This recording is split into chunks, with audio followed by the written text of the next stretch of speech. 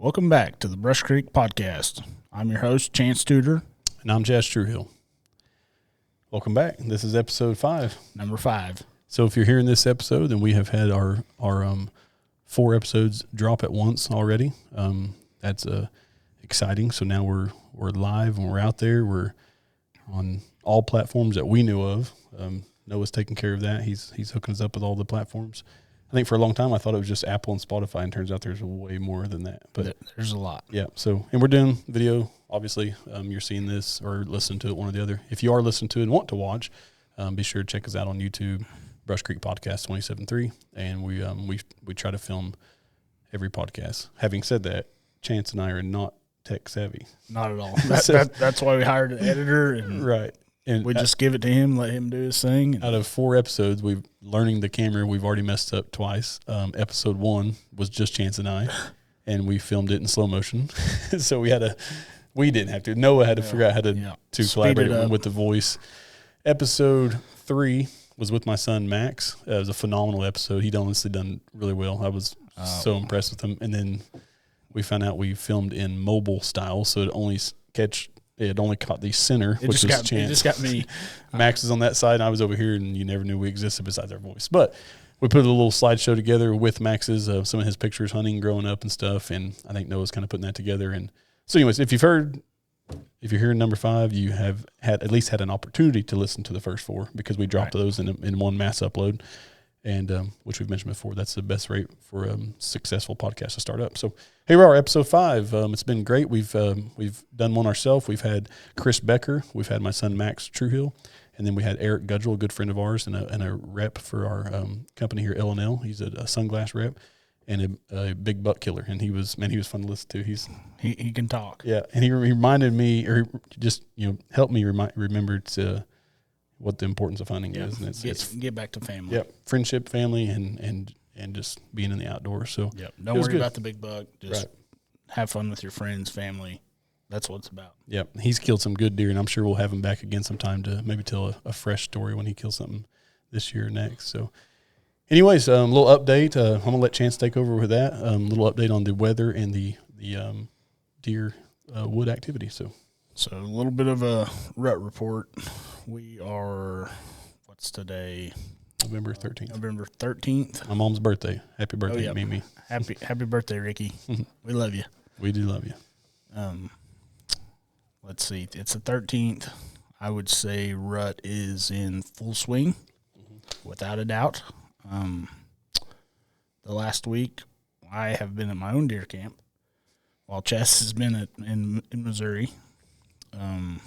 We went down to Uchi, did a little camping. Pretty good crowd. From about the 6th to the, I would say, 9th, the weather was not ideal. It was warm, windy, which it doesn't matter for deer. I mean, when they get ready to go, it does not matter. I mean, cold, hot, windy, rainy, it doesn't matter. I've had good success 7th, 8th, 9th before. This year, not the case. It was probably Tuesday, Veterans Day. Thank you, veterans. Thank you, veterans, for sure. Tuesday morning, I saw a doe. It was super windy. I'm talking blow you out of the tree. And I'm out there, and I'm like, what am I even doing here? Well, about 10 minutes later, doe runs out in the field, right behind her, 2 bucks, just dogging her. I'm like, well, it's on. Here we go. And that's like the first rut activity that I had seen since, I would say, muzzleloader season. That first time when they first kicked off. I'm like, okay, all right, it's on. Let's go. So hunted that morning, saw that. I'm like, okay. Looked at the Weather Channel app that evening. It's supposed to calm down, the wind. I'm like, well, that'll be more enjoyable. I hunt that evening. I've got a story to tell about that. We'll get into that here in a little bit. It's unfortunate, but it is what it is. But so since then, I mean, the rut is just in full swing. Things are kicked off, and it's go time. Yeah, it is go time. The weather switched good, which at the same time I was in Missouri, it switched here course, I feel like it's pretty similar here to windy what you and were cold. saying. Yep. Yeah, what you're saying in Missouri. Like, Yep. But today we're back to 80 degrees. Yeah, it's hot. Just your typical November 13th day. Yeah, right. I mean, like, what is the weather doing? It's crazy. With that, I guess there's some solar flares going on, and the northern lights were cool. I didn't get to see it. Oh man, I posted some pictures on Facebook. Man, I saw lots of pictures. I mean, I'm a photo editor. That's one of my things that I love to take a photo and kind of make it better. But I promise you, hand on the Bible, I did nothing to those pictures besides raise my phone and take a picture of the sky. Okay. That's how it looked. I mean, of course, your phone enhances it because of the aperture rating and stuff. But yeah, I didn't go to an app and increase the volume of the brightness or whatever. Just pointed up there, took a picture, and was like, my goodness. Even in person, though, it's pretty cool to watch. It's pretty wild. Did you see Luke's pictures from yeah. Canada? Yeah, that was cool. Oh, my gosh. So Canada had more of the greens and yellows, greens, and we had the reds and a little bit of green here. I think those greens are pretty sweet. Oh, the greens. They look like ribbon or something. Wow. And I actually done a little bit of research, not to veer off on solar flares and what that I don't even know what that is, but they can cause headaches. Oh, really? And I'm not a headache type of guy, and I've had a massive headache for 2 days now. Okay. 100% on board with that. I never get headaches. Me neither. Before in my life. I've had a mine's like from the back of my neck to the top of the head. Right here. Yes. Behind my ears, more toward the back. Exactly. Like I've had a mini of a hangover before and never had a headache. Right. The last couple of days, it's just like, what is going on here? Yeah. And I got a nosebleed yesterday. I was like, So Laramie had a headache. A couple of the guides had headaches. My wife has a headache right now. I was talking to somebody today. Anyway, someone around town I was talking to, like, man, I've had a headache. Oh, I was bonding somebody out, and they're like, man, I've had a headache all since Monday night. I'm like, well, anyways, I've done a little research on it. I don't know why that causes headaches, but something to do with the. I knew something was going on. Yeah. I was thinking, sinus pressure. That's what I thought too. Got a nosebleed, but never had that kind of headache before. It's like especially in that behind spot. The ears. Yep. It was just like, man, what is going on? Yeah. So I guess that's the consequences of having northern lights. If you want to look at them, you got to feel them too. Maybe Okay. So yeah, that's kind of the rut report here. We'd like to do the some. Of course, we call it rut report right now because we're in the rut. Yeah. Maybe later it'll just be called late season report or time to eat corn report. Right. but I feel like a lot more deer are coming to feed now. Mm-hmm. Just in the last, I'm going to call it 2 days. Right. I would say it won't be long. The acorns will be, rotted, which those of you that don't know, obviously, and this is obvious to most of your deer hunters, people that are new, you put corn out, man, they're hitting it hard. Acorns fall. They're gone for 3 or 4 weeks, but then they come back. It's not because there's no more acorns on the ground. They don't eat every one of them in the woods, but because they start rotting. Right. So they get soured or whatever, and they come back to corn.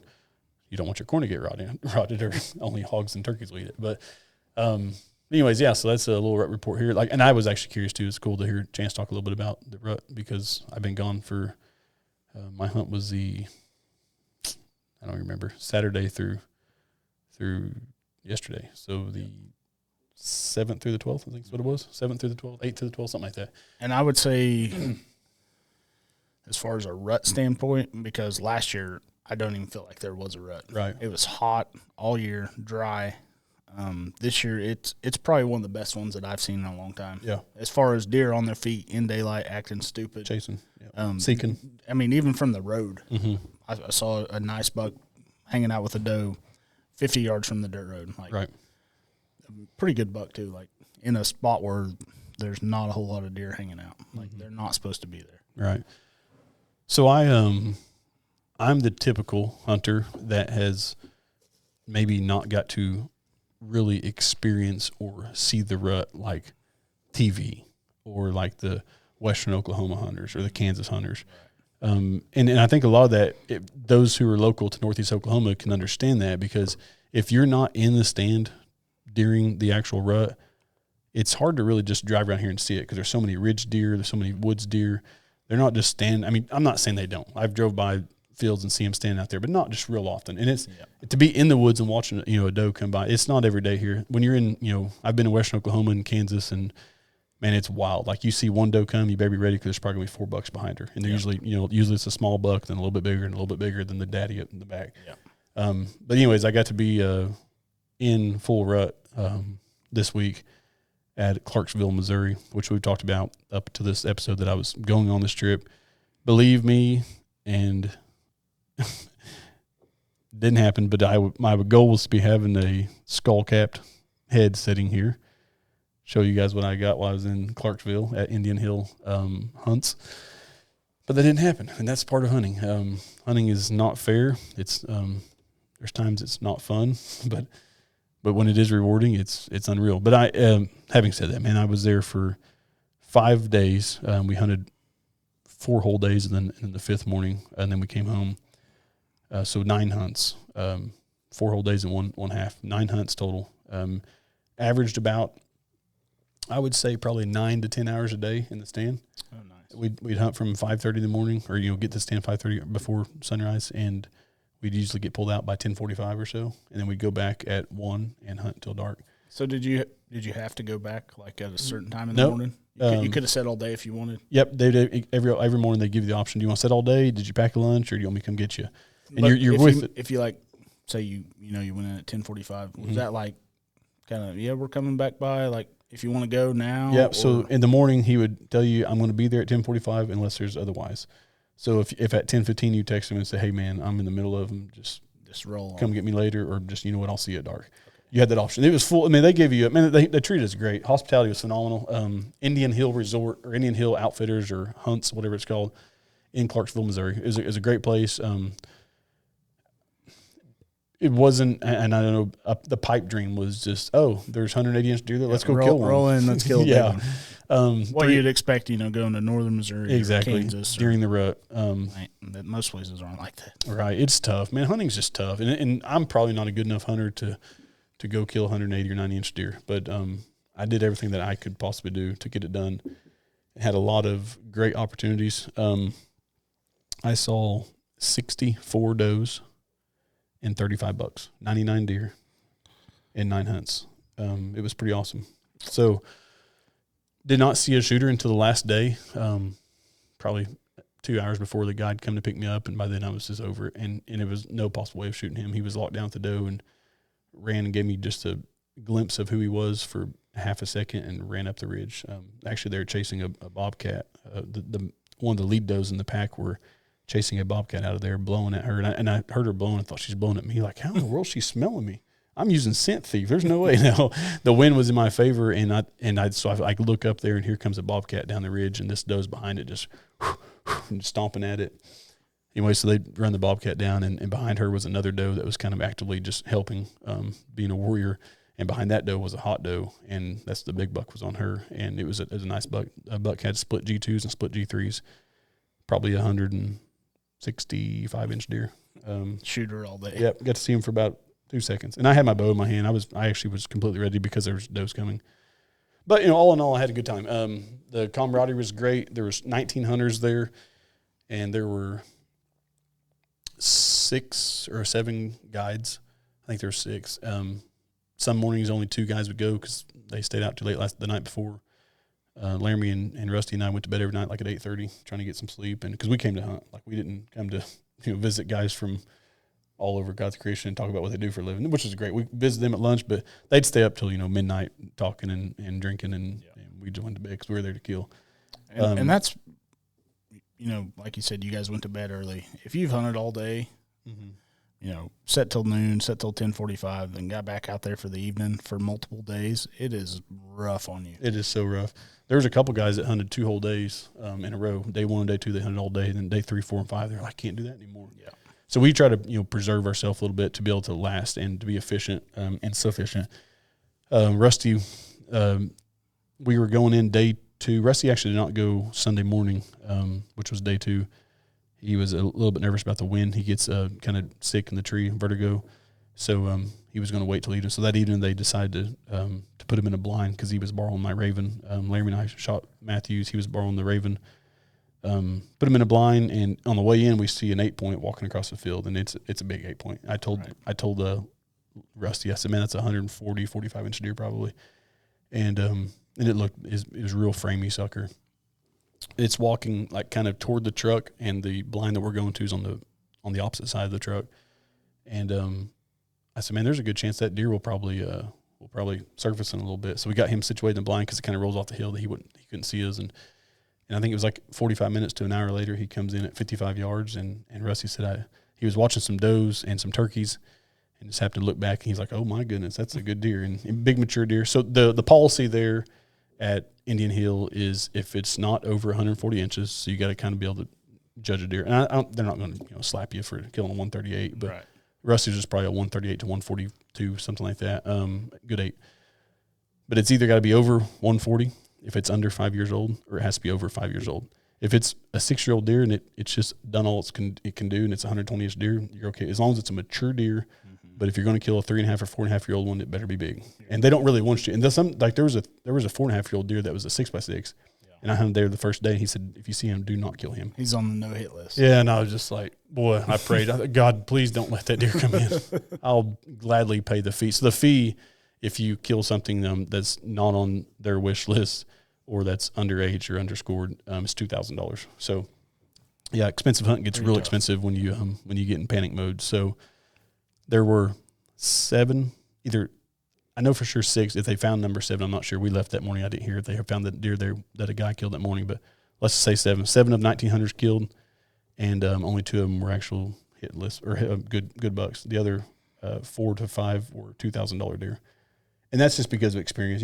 And I could have killed, like I said, I saw $35. Honestly. Oh, yeah. You're sending me videos. I was like, yeah. It's hard to tell in the video because they're going through the woods and chasing does. And a couple of them look pretty decent. Yeah, there was 3 bucks that I 100% would kill here in Oklahoma. That's what I was going to say. They look like shooters here. Yeah, they were. And I just was trying to be respectful to their operation. But for sure. Out of $35, of course, not counting the 64 does, but out of $35, I honestly probably could have drilled 15 of them, probably. I mean, including spikes and forky horns. Maybe 18 deer. Some of those were 15 or $20 were just kind of at a distance, and you couldn't grunt them in or anything. But, I mean, as far as like the real good shooter, probably 135-inch 8-point was standing broadside at 18 yards for probably a minute with his tongue hanging out. And I had my bow in my hand, and I was kind of just, pretending just to see if I was a good enough hunter to kill him. He was so dead. But he was, I would say he's 4.5, and that was day 2, and I was trying to be a good hunter. But you learned a lot. And the guys that were there, man, there were guys from Utah and Minnesota, Pennsylvania, Virginia, Missouri. Were the guides, were they all local? All local, yeah. And what I realized, I think they're going to hire you as a guide if you got a good little piece of property. Because you'd go with the guide, he's like, well, this is my grandpa's land. And so, yeah, I mean, I don't know. It was there were some things that were kind of different. But, I mean, all in all, it was a good experience. I mean, I probably am not going back because I'm going to take that experience and go somewhere else and do something different. I'm not one of those guys that have to recommit to something every time. So, to me, it was a great experience. I learned a lot about myself. I learned a lot about hunting in general. We've talked about this before. I really only like to bow hunt. I don't have anything against black powder or gun. I finally killed my first black powder deer this year. But I just, I really enjoy bow hunting. And man, I feel like a true successful hunter is, generally speaking, is a good archer. For sure. Or traditional shooter even to top that off. But yeah, so I learned a lot about, and this is a good advice to you guys listening. Take every opportunity of a deer coming in, whether it be a doe and you're worried if there's a buck behind her or just a small buck, and see if you're a good enough hunter to stand up nice and easy, to grab your bow, to put your release on your loop, even draw if you just for it's fun just to kind of draw down on one like you're so dead. But do that every time. See if you're good enough to adjust because he's coming on the wrong side and you're having to turn in your stand without making a noise. I mean, I done it almost every deer I had an opportunity on. If something was coming in, I stood up and so even though I didn't pull the trigger, I felt like I killed so many deer in preparation. Did any of them bust you? Yeah. So on day 2, it was very windy, and I think that day I saw 5 bucks and 9 does, and 2 does busted me. And I think they winded me. I'm not positive. That was what should have happened. Day 1, I got busted because of my movement. I was a little nervous, man. That day I saw 21 does and 7 bucks, and I was watching a buck, and I reached back to grab my binoculars to look at him because there's a new little tip. Binoculars I always carry on my chest when I'm out and about, but in the stand it's just me. I tied a little string to my D loops on my binoculars, and I hang them from an actual tree peg. So they're handy. You just grab them and you can look and you put them right back up. And I know this is handy too, but I'm always worried like if I have to get like in a weird shot, snagging those with the string on a bow or something. Probably not, but I don't know. I done this and it was really handy. I always had them hanging right here, somewhere. But anyways, I reached back to grab those to look at a buck that was cruising, and I did not know this because where I was set up should have been from. And Laramie said the same stand, but you should have had action from 9 o'clock to maybe 4. Was kind of the idea of the action, and this deer was standing at 6 o'clock, and it was 2 does, and should have been positioned just a little bit more. There was a few stands, and I would tell the owner, like, hey, I'm not trying to be that guy, but just so you know that but man, I really appreciate that because most people are right-handed. Right, there was a lot of left-handed stands, but these deer were standing back here blowing, and I was like, who was blowing? I'm trying to figure out what's going on. And I finally see her. She's 20 yards behind me, like standing in the thick brush. I don't even know what she was doing, but anyways, so I got busted there. So having said that, I made a post on Facebook, and Chance got me onto this new company called Scent Thief. Yep. This is my second year using it. And I'm also a nose jammer guy. I believe nose jammer. You kind of have your... I'm kind of on the fence about it. I've used it, and it's worked great. I've used it and got picked out like you wouldn't believe. The science behind it makes sense, but I don't know anything about deer. It's supposed to maybe over I don't know what you want to call it, accentuate their smell so they can't smell you. That's why it kind of smells like a vanilla or like a flower. But Scent Thief is, I like that product design. I like that you, if you don't know what Scent Thief is, we sell it here at L&L. They make all the stuff, the shampoo, the soap, the deodorant, and everything. But just the actual field spray is, the application lasts 60 to 90 minutes. And it tells you on the bottle. And I think I would say about all of them probably should be applied like that. Right. Yeah. I mean, they're not going to act like their stuff's good for 5 hours, but I never reapplied once I was there. But I think it was cool that they at least admitted, hey, for greatest success, 60 to 90 minutes. So you have the spray in a bottle, and then you have a wafer, which is kind of like it's the same material people make you dip it in the urine and hang it on a limb for a scrape, like mock scrape. So same type of material. It's probably 2 inches wide by 5 inches tall, and it's already pre-doused in Scent Thief. And you hang it up. I'd actually hang it on my bow hanger. I'd slide it on first and then put my bow on the hanger. Did you add any to it? On day 3 I did because it started getting a little bit dry. But the first few days, 2.5 days, it was good. But so I would I took scent extremely serious because I knew I wasn't hunting just a 130 or 40 inch Oklahoma buck. My goal is to go up there and kill a 150 to 190 Missouri deer, and that's why I didn't, because I was so picky. But every day I would take my Sitka bag, throw it in the back of the buggy or the truck, which is scent proof, waterproof, and I would let them drop me off wherever I was being dropped off, and I would throw my hunting bag, my bow, my boots, and my scent bag out on the ground, and I would turn my little headlamp on. Of course, I'd be 300 or 400 yards from the stand, and I would lay everything out, Scent Thief every bit of my equipment, and then I would get dressed in the field, which was cold. I still had some good base layers and stuff, but you're excited to hurry and get your Fanatic gear on when it's that cold and the wind's blowing 25 miles an hour. But then I would hang my wafer in this. Once I got in the stand, I'd hang my wafer. And one evening, I text Chance, and I saw 13 does and 11 bucks and did not get busted by one single one. And 18 of those deer either went downwind from me or came from downwind, and the wind was blowing about 10 miles an hour, and I never got busted one time. That's impressive. That doesn't happen a whole lot. No, I mean, I've actually never had that success with scent. Did you rattle any of them in? Yep, I rattled a lot of deer, a lot of tickling. Yeah, did they come circle and go downwind? Oh yeah, every time. Probably 90%. Yep, and I would not have got.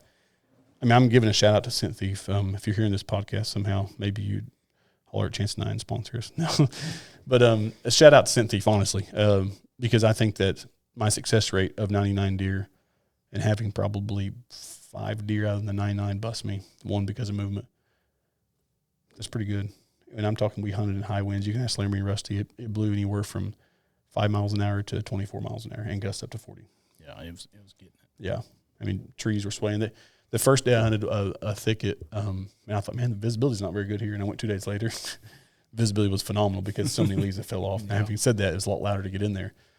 But I had a good time. I learned a lot about, and I'm never going to act like I know enough about deer hunting that I can stop learning. I'm continuing to learn. I even listen to podcasts. We're not just doing this because we think we know everything. We're doing this because of what little we do know. If we can help a new hunter or someone that's maybe stuck in a rut in their own ways, like, I might try that. It's a good idea. For sure. And we've had people reach out to us on Facebook, like through Messenger, a few tips, or we're going to listen to your deal to see if we can pick up on something. We can't get it done. Is there something that maybe you guys are talking about or you're saying that could possibly help me? And that's the goal of this. Mm-hmm. Yeah, that is definitely the goal. I mean, when it comes to hunting, whatever species, fishing, whatever species, cooking, anything of those species, that's going to be the fun part about this podcast. And I went there. Laramie's a phenomenal hunter. He's got a trophy room at L&L to prove it. He's Chance is a phenomenal hunter. I'm not. I'm an okay waterfowl hunter and learning a lot about deer. But I had a good time, and when you get to experience 99 deer, where else can you go around here and see that many deer in 5 days? I can't think of any, honestly. No. I probably won't see 99 deer all year at Oklahoma in my stands. No. I hunt, like 1 or 2 bucks, and I hunt 3 or 4 does. Every now and then I'll get 6 different bucks and maybe 10 does. But golly, man, and don't get me wrong. I counted every single deer because every evening I'd give my guide a report. I saw 5 does and 7 bucks. And the time I saw 21 does and 7 bucks, maybe I saw some of the does out multiple times. They'd go away for 2 hours and come possible. Out some. I'm not saying that there are 99 different deer. The bucks, however, probably were 35 different bucks because I kept a really good eye on those. I have a lot of videos to prove them. I had a good time. It was cool. I got to see the rut firsthand. I done a lot of tickle rattling. I used to really. Here's a tip. Maybe, and there's gonna be somebody out there that says, "Bull crap! You can rattle as hard as you want." Maybe you can. I can tell you, I count on one hand how many times I've rattled like an aggressive fight and never saw a deer. Okay. As far as I've never just been able to bust those things together and see 5 deer. But when I tickle, and I think you're the one that actually told me about tickling horns together. Oh yeah. And I'm not saying you can't rattle, but I just feel like sometimes those deer are kind of like, golly, that's a big fight over there. Hey, what's going on? Right, and maybe I'm tickling a bunch of forked horns. Just a little curiosity. Just a little, just kind of hitting the light ends. I don't try to get too aggressive in the deep pocket. And I still rattled in some great deer, some mature bucks. That one deer was probably a 4.5-year-old, 135-inch 8-point, and I rattled him in. He didn't come over there and say, "Hey, that wasn't quite enough noise. The next time I hit him," he was curious as all get out. I rattled a lot of does in, which I don't think I've ever done that before. I didn't really know you could rattle does in. I would rattle, and I swear to you, within 2 minutes there'd be a doe standing there, just looking around, like, where's that at?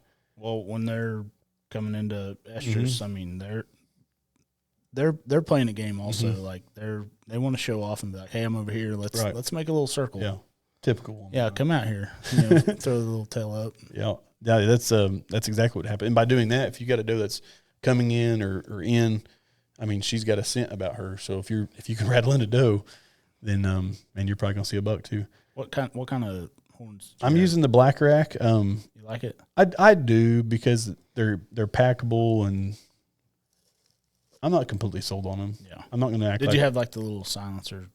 No, I just always put them together on top of each other and stick in my bag, and I usually put like a pair of gloves or something on both sides of them. But I like horns. And I'll tell you, my only deal is, I've said this before here, I'm a huge shed hunter. And the thought of going home and like cutting up some horns and drilling holes through them just about makes me want to throw up.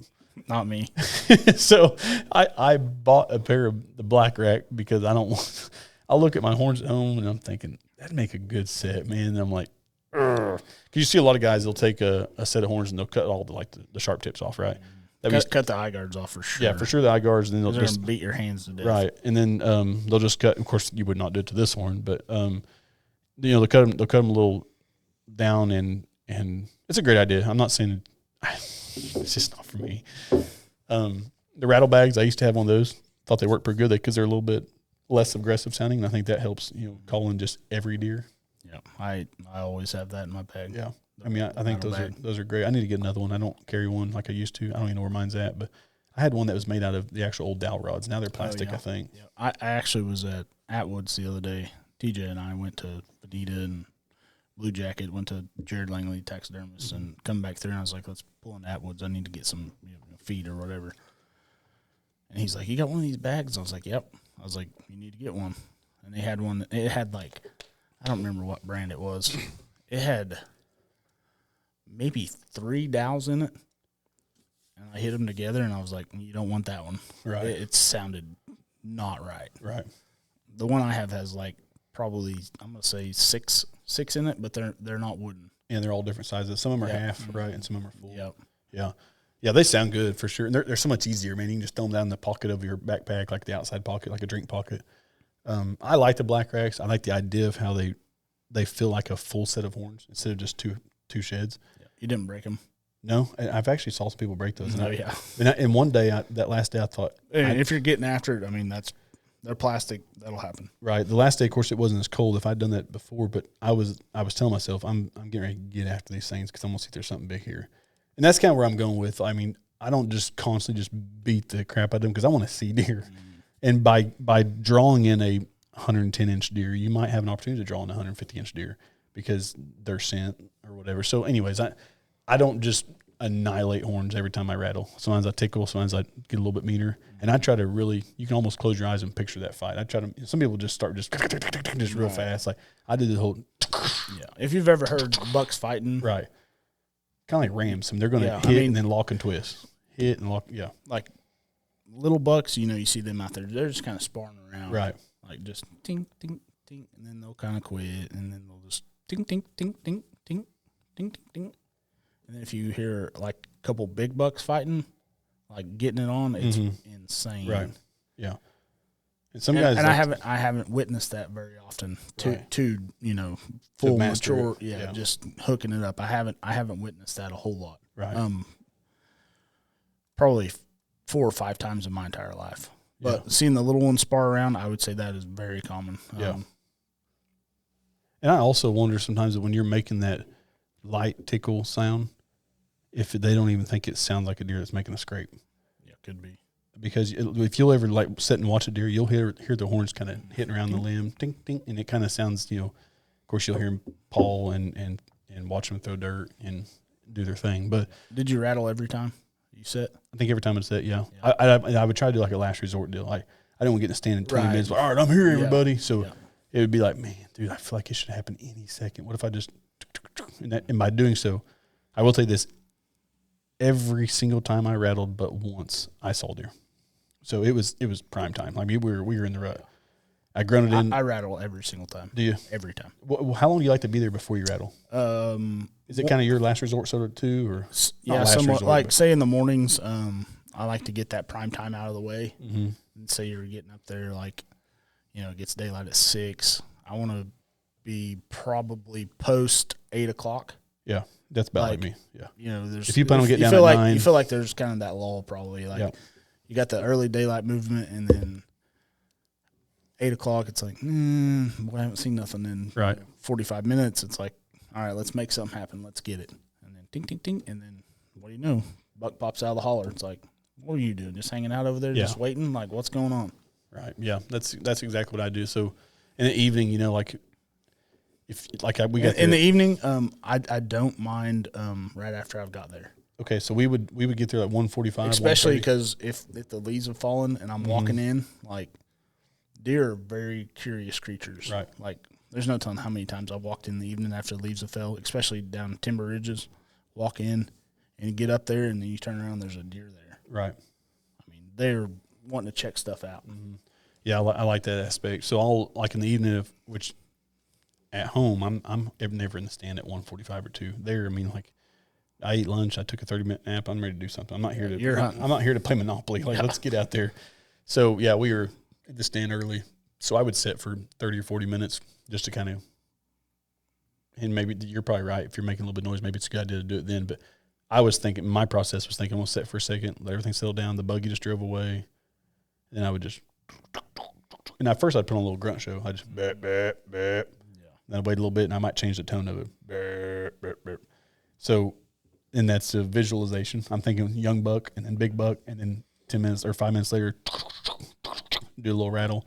Saw a couple deer doing that. But then I might do it again like 40 minutes before dark, and then let that last 30 minutes just kind of be just still and easy. And kind of like the opposite of morning. Like you want to get that first light out of the way. Well, this is kind of the last light. So that's how I was operating. I've done a little bit of research on it in the past, and that's probably what I come up with the most. I mean, I'm not a professional at rattling, but this week I feel like a pretty good hunter. I mean, Learned a lot about deer. Learned a lot about myself. Now, opportunity. I said a little bit ago, and I'm not kidding you guys. Take an opportunity if there's a doe walking in. And I think from experience, anybody that's Hank always says, I think I said this one time, Hank always says, all you got to do is get him in front of you. And that's the hardest thing to do. But once you get him in front of you, you better be learned up. Because you got one opportunity, and you've got to make it happen. If you've never stood up in your stand and got ready to draw on your bow at 15 yards or 10 yards on a mature deer, then you better start figuring out how to do it. 100%. Because you do all that work. You spend all that money on corn. You buy the new bow. You're buying Sitka gear or whatever you're wearing. You do all this stuff. And then finally a 140-inch deer walks in. He's 4.5 or 5.5 years old, and he's mature. And he has made a living slipping through the woods by busting people like you. You better have your A game on. You better have your A game. Because if you go to pull back and you didn't realize that your stand creaked, when you change your position of your feet or whatever, I mean, just you name it, it's going to happen. You got a little cheap ladder stand that every time you move. Yeah. Mm-hmm.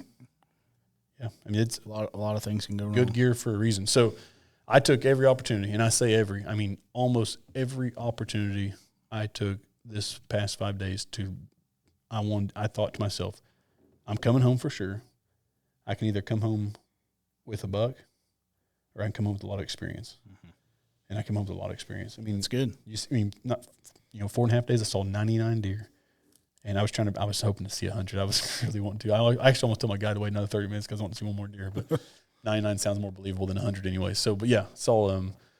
But I think I probably took. And Laramie asked me, "Did you draw your bow back in?" I said, "Oh yeah, I think 2 or 3 times." Which I had a shoulder injury recently. I didn't know if I was going to be able to shoot my bow. I had to work through it and just work out I dislocated my shoulder. Actually, after the last podcast that we done with Eric, I think it was the next day. I done it the next morning. You're kind of sick, oh my gosh! Right before the hunt, like we left. What is going on? Yeah, we left on Friday morning, and Eric's podcast was Monday evening, episode 4. Yeah, this was Tuesday. Tuesday morning, I came early to shoot my bow, and my shoulder was sensitive that morning, which I'd popped it out of place a long time ago, wearing a harness that was too small. Drew back on a doe, and the harness was smaller because it was Laramie's wife's, and I should have adjusted it. I mean, it's not like it wasn't like it was just about to eat me alive. I probably should have took a little more time to adjust it, but when I pulled my bow back, my shoulder popped out of place, and I looked over at him. I was like, oh, my gosh, ow. And that doe, of course, she takes off, and I let my bow down, and it just goes right back in. That's been 12 years ago, I think, and I recently turned my bow up from 59 after my heart surgery to 68, and I knew it was a little bit stiff feeling. I guess my shoulder must be a little more tender than I thought it was. I thought I'd fully recovered, but shoulder surgery or shoulder injuries, you never really recover, so I didn't know I still had a shoulder problem until then. But anyways, my bow was all sighted in, ready to go, and I came up here to shoot a few arrows. Kobe was here with me at the store Tuesday morning before the hunt, and I think it was the 6th arrow I pulled back, and while I was pulling back, my shoulder just popped out of place, rounded over, and the bow almost hit me in the head. It just happened that fast, and man, I just looked at him. I dropped my shoulder and immediately went back in. I said, oh, no, this isn't good. Anyways, we turned my bow back down to 60, and I went and put my release back on 2 minutes later and shot 6 more arrows, readjusted my bow, shot 6 more. It was just a little bit too much strain. Oh, yeah. It was just enough to just roll it over. But those 12 arrows I shot afterwards, it hurt. But I could tell I could do it. I mean, I could keep my shoulder locked down while I pulled back, and, at 60 pounds, and it hurt. And I know you guys are all like, oh, you're weak. I mean, I can pull 80 or 90. Congratulations. You probably haven't had open heart surgery before. So I have a really high pain tolerance, and shooting 12 arrows after you dislocate your shoulder is on the bucket list of one of the hardest things I've ever done. But I had a hunt to get ready for, So then from Wednesday and Thursday, I didn't shoot at all. Friday morning, I came in and shot 6 more arrows. Shot really good, too. Yeah, I did. Shot 40 yards. Good. And, man, I said, hey, I'm going to pack this thing up, and I'm getting out of here because, anyways, I plan on shooting. Having said all that, I was dealing with an injury. So, yeah, Laramie had asked me, back to my story, Laramie had asked me, did you pull any? I said, yeah, I pulled one, I think 2 or 3. And I said, one of those last ones, man, I was like, oh, because you're pulling back's fine, but it's having to let it back down. When you got a deer there and you're trying to be as quiet as you can, and you're like, oh, please don't pop out. Oh, yeah, we're good. It's a lot easier to just go ahead and punch that trigger, but I didn't want to pay $2,000 on a little buck. but the whole point I say that is, and Chance can vouch for this, man, take an opportunity every time you're in the stand to learn something, to get better, to progress, whatever you're doing. Just pay attention. Yeah, I mean, dude, if you'll just practice on does because you don't really want to educate a big buck, I get that. Or not a big buck. You don't want to educate younger bucks that are going to be big deer, but practice on a 5.5 or 6.5-year-old doe.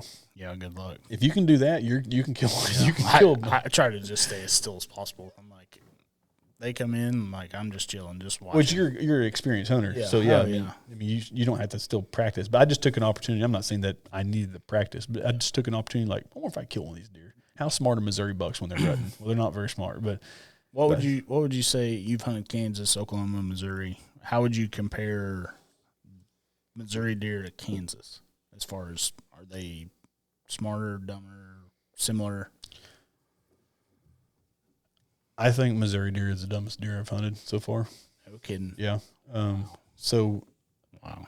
of course, deer can still wind you. I mean, I'm not saying all that to think like, oh, these deer are too smart to win you. That's why Scent Thief worked, quote unquote. But no, Scent Thief works.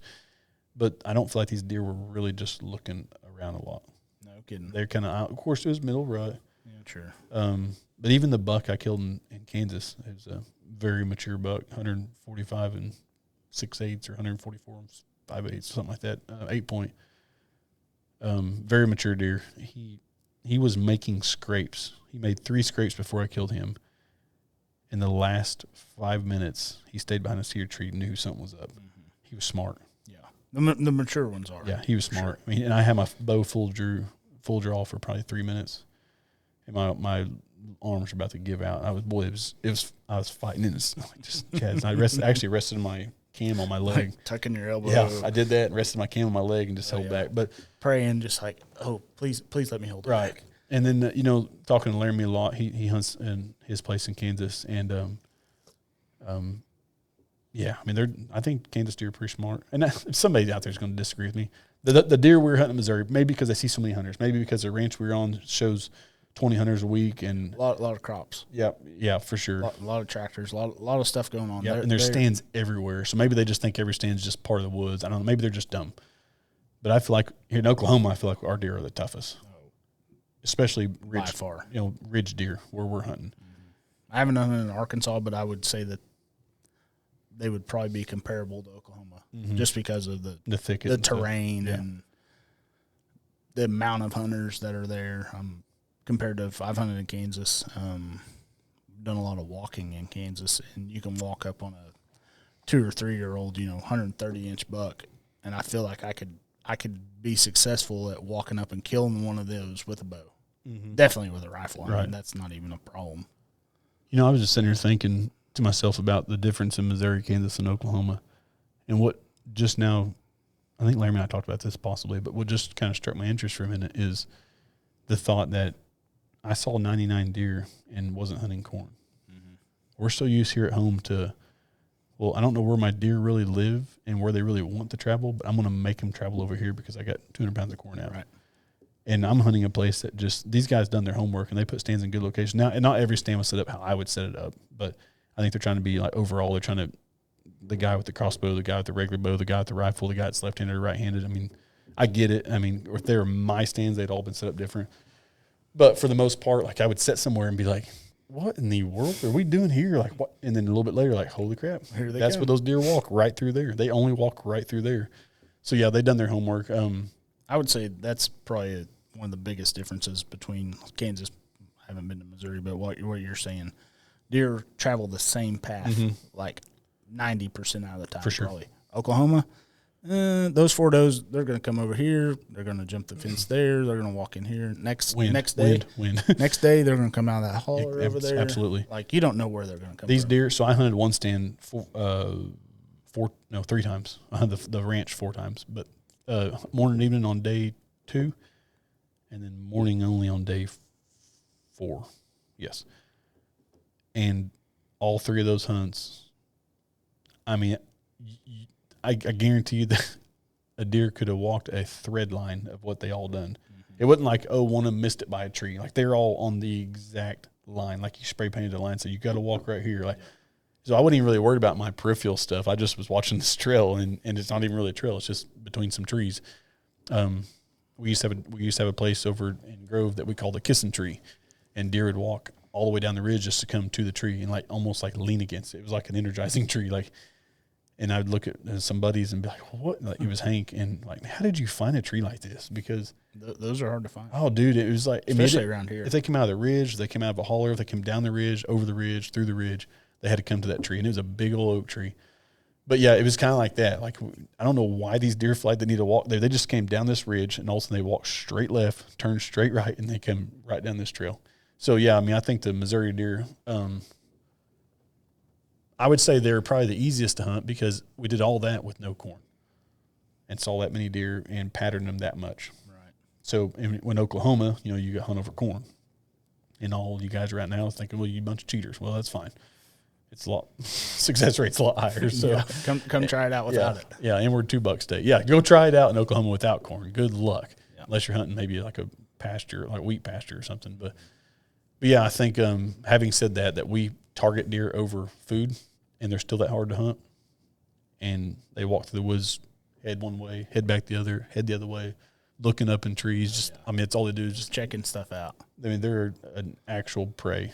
And then you go to Missouri, and they're just like walking down the same trail every day, walking in the wind, with the wind, to the wind, for the wind. Like, yeah, so Larry and I were talking. I feel like those deer were definitely more killable. The problem is putting a target buck in front of me just didn't happen. So if I would wrap that hunt up, overall experience, probably a 4 out of 5 star. That's pretty good. Yeah, because the food was good, the camaraderie was good, the people were pretty good. I mean, they're so they cook for you. Yep. Every night. Every night was a big meal. The next day they had sandwich stuff or breakfast stuff you could put together if you wanted. You could cook if you want. Take with you or yep. If you want to make a sandwich, you could. Or if you came back like at 11, they had it ready. They know that lunch was kind of on you, or breakfast, lunch, whatever you want to call it. If you got back, some guys would pick you up at 9:30 if it was a bad day. Some guys would pick you up at 11. So you might have guys coming and going at the cabin all day, but at night at 6:30 or 7, we'd all sit down and eat together. It's pretty cool. I mean, a lot of big deer there. They've killed, I think it said 23 Boone and Crockett deer since 2014. Wow. And 3 over 200 inch, like a 213, 203, and 211, something like that. Laramie was telling me that they had killed one that I don't remember how many points it had, like 18 or something. Had one huge side, like 120, 130 inches, and the other side was, it scored over 200, but it was like maybe like a 70-inch side. Right. Yep. Like a mainframe 10 on one side, and then just crazy on the other side. Yeah. Yeah, he was probably like probably 5 or 6 on one side and like 12 or 13 on the other, something like that. It looked like you drew like a Christmas trees or something, just boom, boom, boom, just like a bunch of swoops all the way up. Two completely different deer, basically. For sure, Split the middle. Yeah. This one's a mainframe 10. This one's gnarly. Right. Yep. Exactly what it was. If he'd had both the same side, you're talking world record deer. I think that one scored 211. I'm pretty sure. 211. Yeah. Wow. There was a double drop time deer. I think it either scored 213 or 223. I'm not trying to. I know it's obviously two different numbers, but I can't remember. It was 213, I think is what it was. And he had double drop time. I feel like that deer was like, it almost looked like the type of deer you went to an artist. Say, hey, could you draw me a perfect buck? Yeah, can you build me just build me paint me a sculpture. Birmingham. Yeah, I want double drop tines. I want them the exact same. It was a beautiful deer. I saw one buck that was mature enough to kill, besides Rusty's. We saw him in the field and Rusty killed him. I'm not really counting that as part of my hunt. We were just driving in. But as far as that split G2, split G3 buck was the only mature deer I saw that I would have killed. And that made me feel like a good hunter too. I mean, I don't have giants on my wall. I range anywhere from, my newest buck now is smaller, but my mounted deer I put him on your desk. Yeah, I saw it. I was actually going to put it on the podcast, but I didn't want you guys making fun of me. So we'll get it on. It's a little double main beam. He's kind of neat, but I don't even really know if it's a true double main beam. It looks like it. I mean, I would call it a double. Yeah, it's pretty much what it is. It just kind of super heavy on that. Yeah, it's cool. My smallest buck on the wall, I think, is 228. My biggest buck's 145 and 6/8. I'm not acting like I'm some big hunter, but did you say 228? Or sorry, it's 228. My small, 128 and 145. So I'm not going to act like I'm some giant killer, but I was pretty proud of myself that I learned a lot, and I passed on. Dude, I'd get back to the cabin. This is one thing that made me mad. If you kill a buck under 5 years old, 5.5, it's $2,000 fine. If he's over 5.5, but blah blah blah, 140 inches. if he's too young, yeah, $2,000 fine. Me and Larry looked at each other like, I was thinking probably 1,000. Can I shoot anything? Right. And I'm like, golly, am I gonna be able to kill anything on this hunt? Like, and I know deer pretty well. Like I can tell you what a deer scores from a mile away. I feel like I'm very good at that. If anything, if I'm not a good hunter, but I'm a good scorer.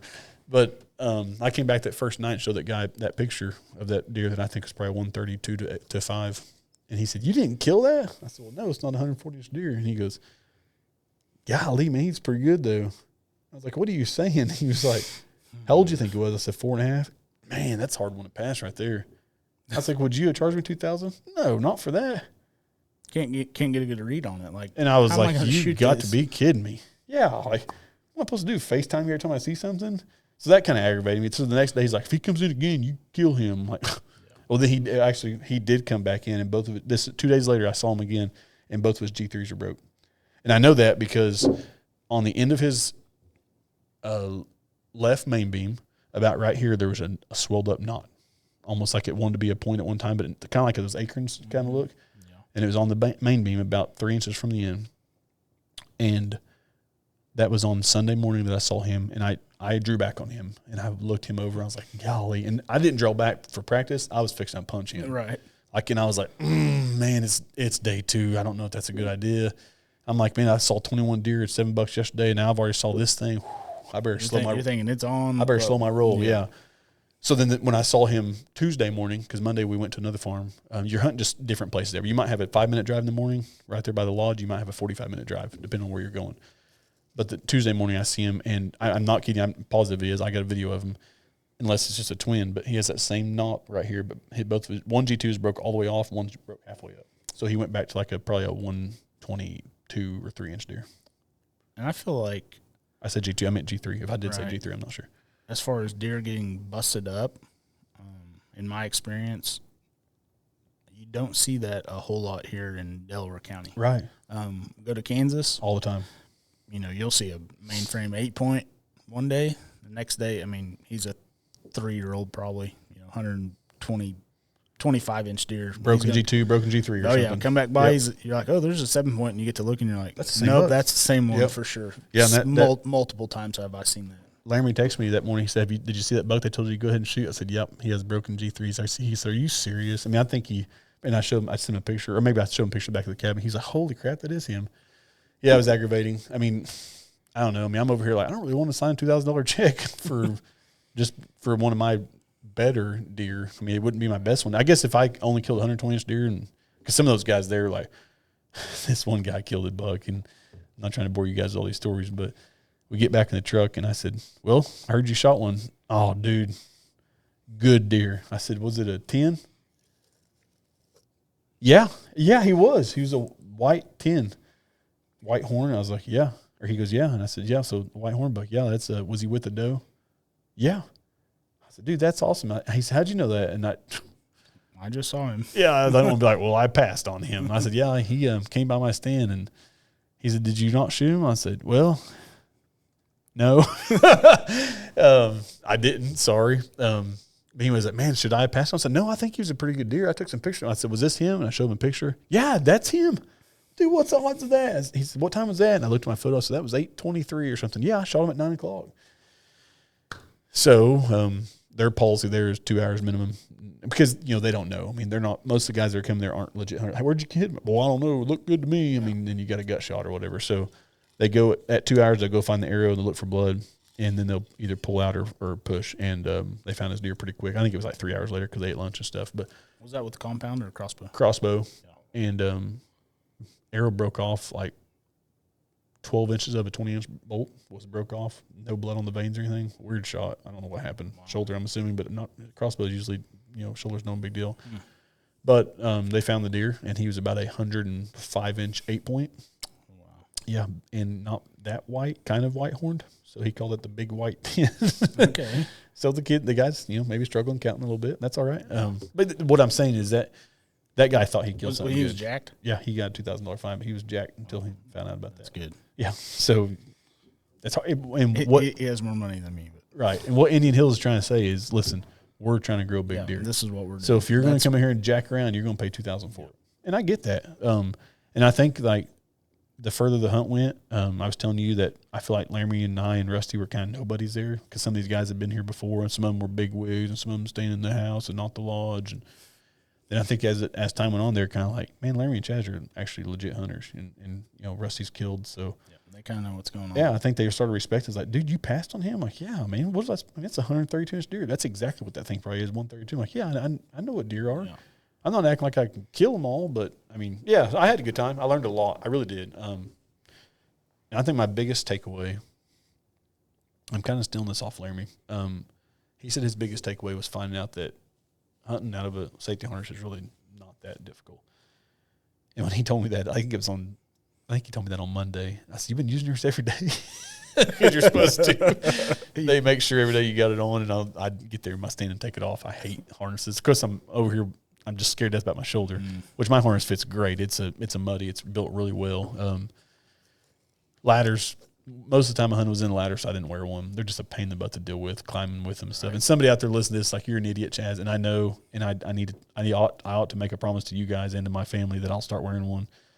But when Laramie was like, yeah, I've been wearing mine every day, are you not? And I was like, what? Yeah, I was like, well, I've worn it twice, and this is day 3. And he's like, you idiot. And I was like, man, I need to do that. So I finished out most of the rest of the hunts, most of them. There was one like 10-foot ladder stand, I didn't wear it in. I thought I can jump out. They're not that bad.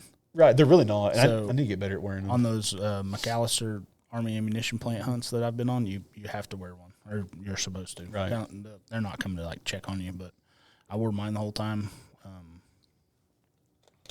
It's really not bad. No, it's a good mindset to, or just a good. Yeah, for sure.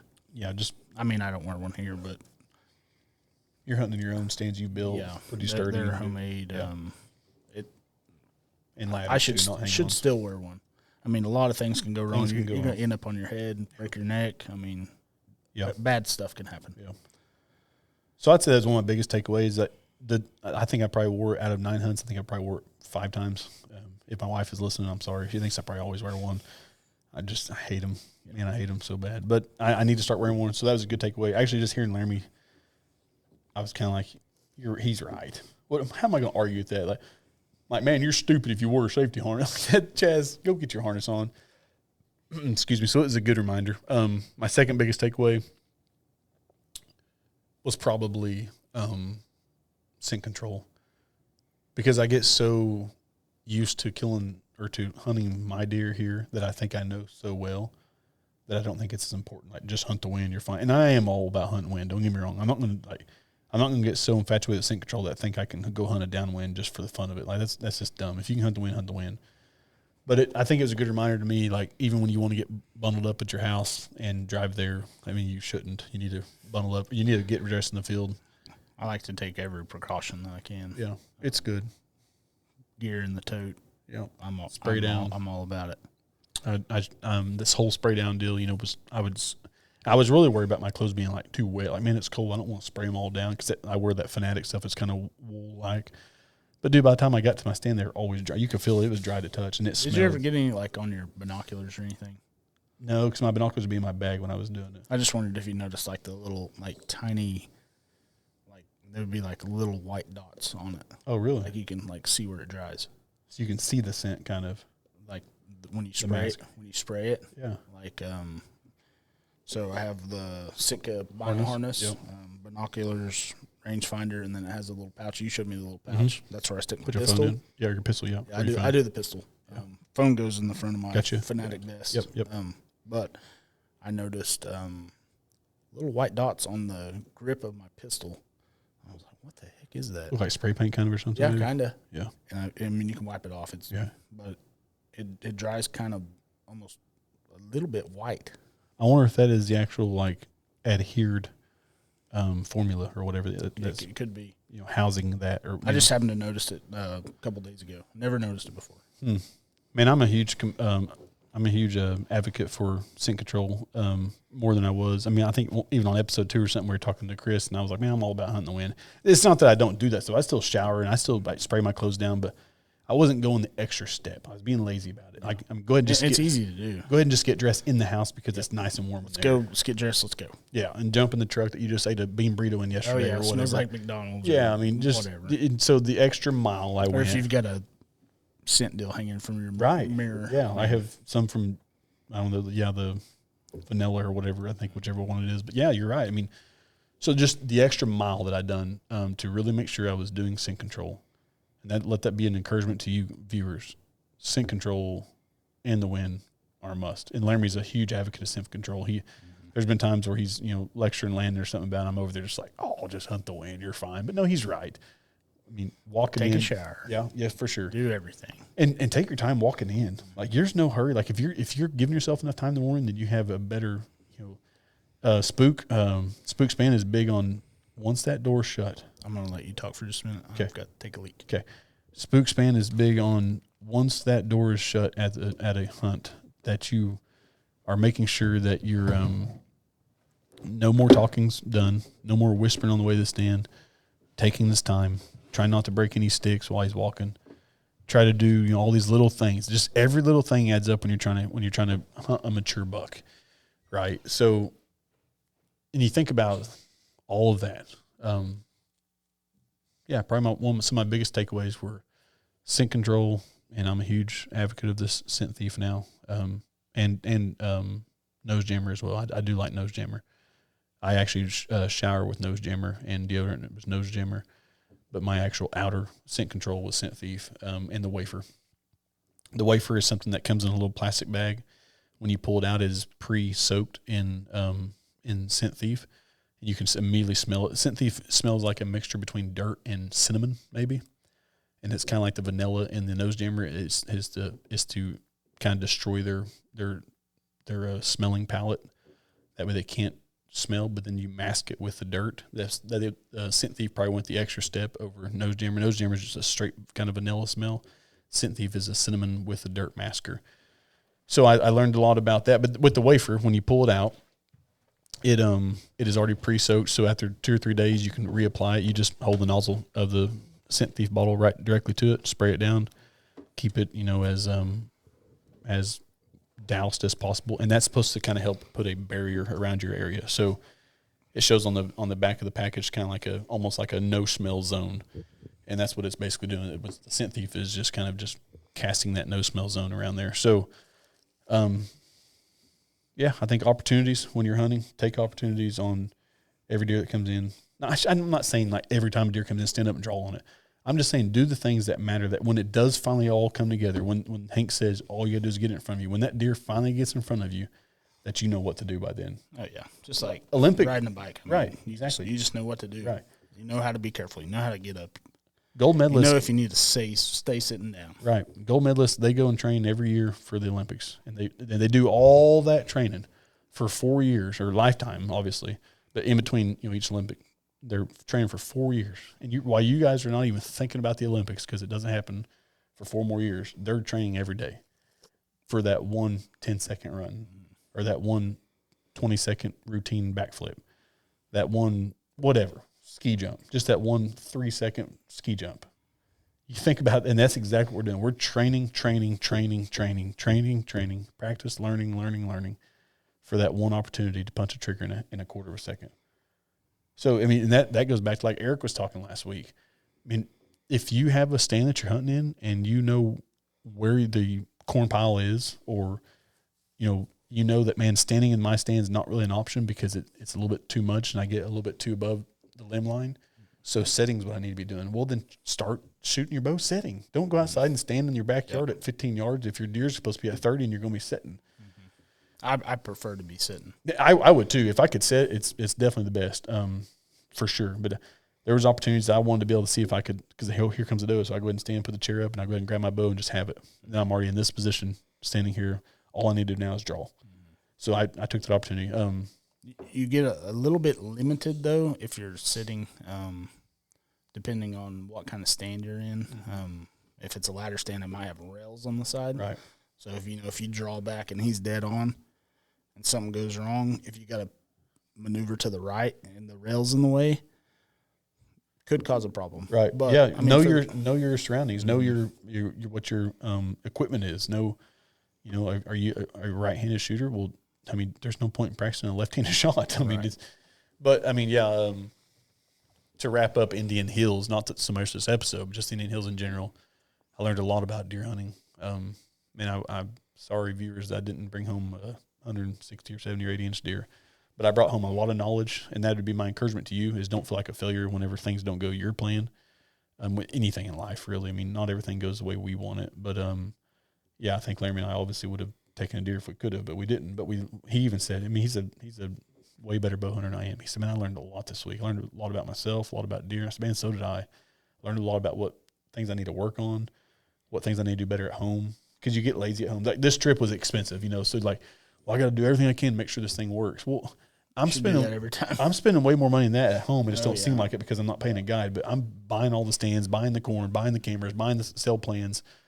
All that stuff adds up too. But this trip, since it was, just you got this time limit to get it done. Right. So I took it more serious, and I went and rested. I didn't stay up till 12 o'clock at night and try to get up at 5 in the morning and decide to sleep in. I mean, we done everything we were supposed to do, and we tried our hardest, and we learned a lot. But yeah, my big takeaways from Indian Hill hunts, as far as for me, was scent control and just see every hunt as a success. I didn't bring back horns, but I brought back a lot of knowledge. So I had a good time. I mean, hunting the rut was fun. That's one of the more expensive hunts there next to the rifle, because you're in the rut time with a bow. But it was cool. We saw a lot of deer. So yeah, and a lot of memories. I mean, yeah, you won't ever forget that hunt. No. Which if you're just like me, you never forget any trip or hunt that you go on. Right.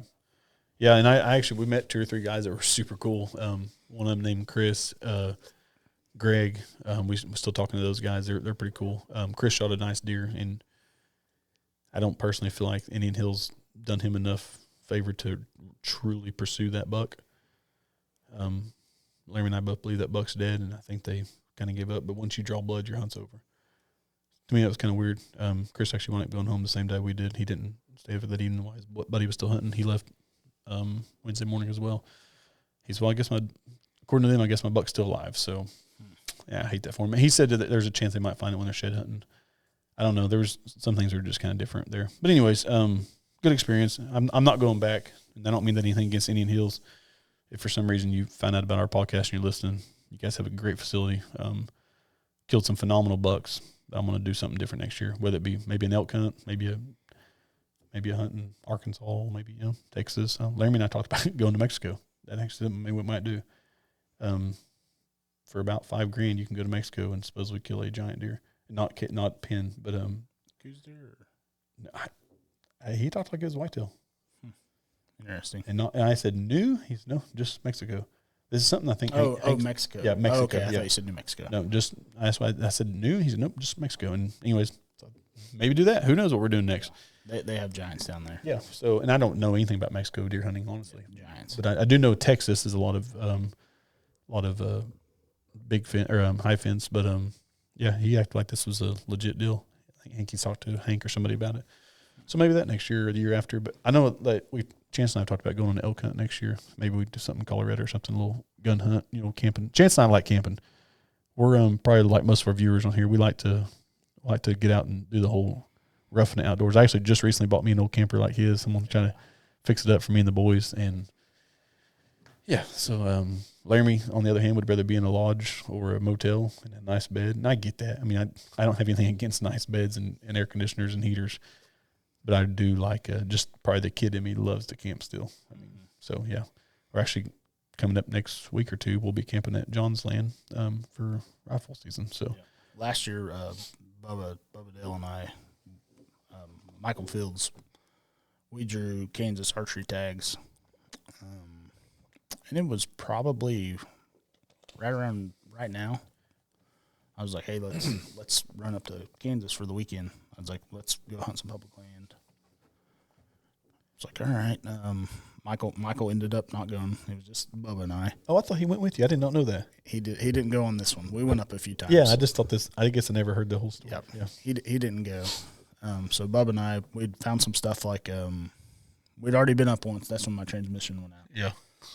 Thanks, Jess. Yep. Sold me a junkie truck. A lemon. But went up, we scouted and just burning up the dirt roads, glassing.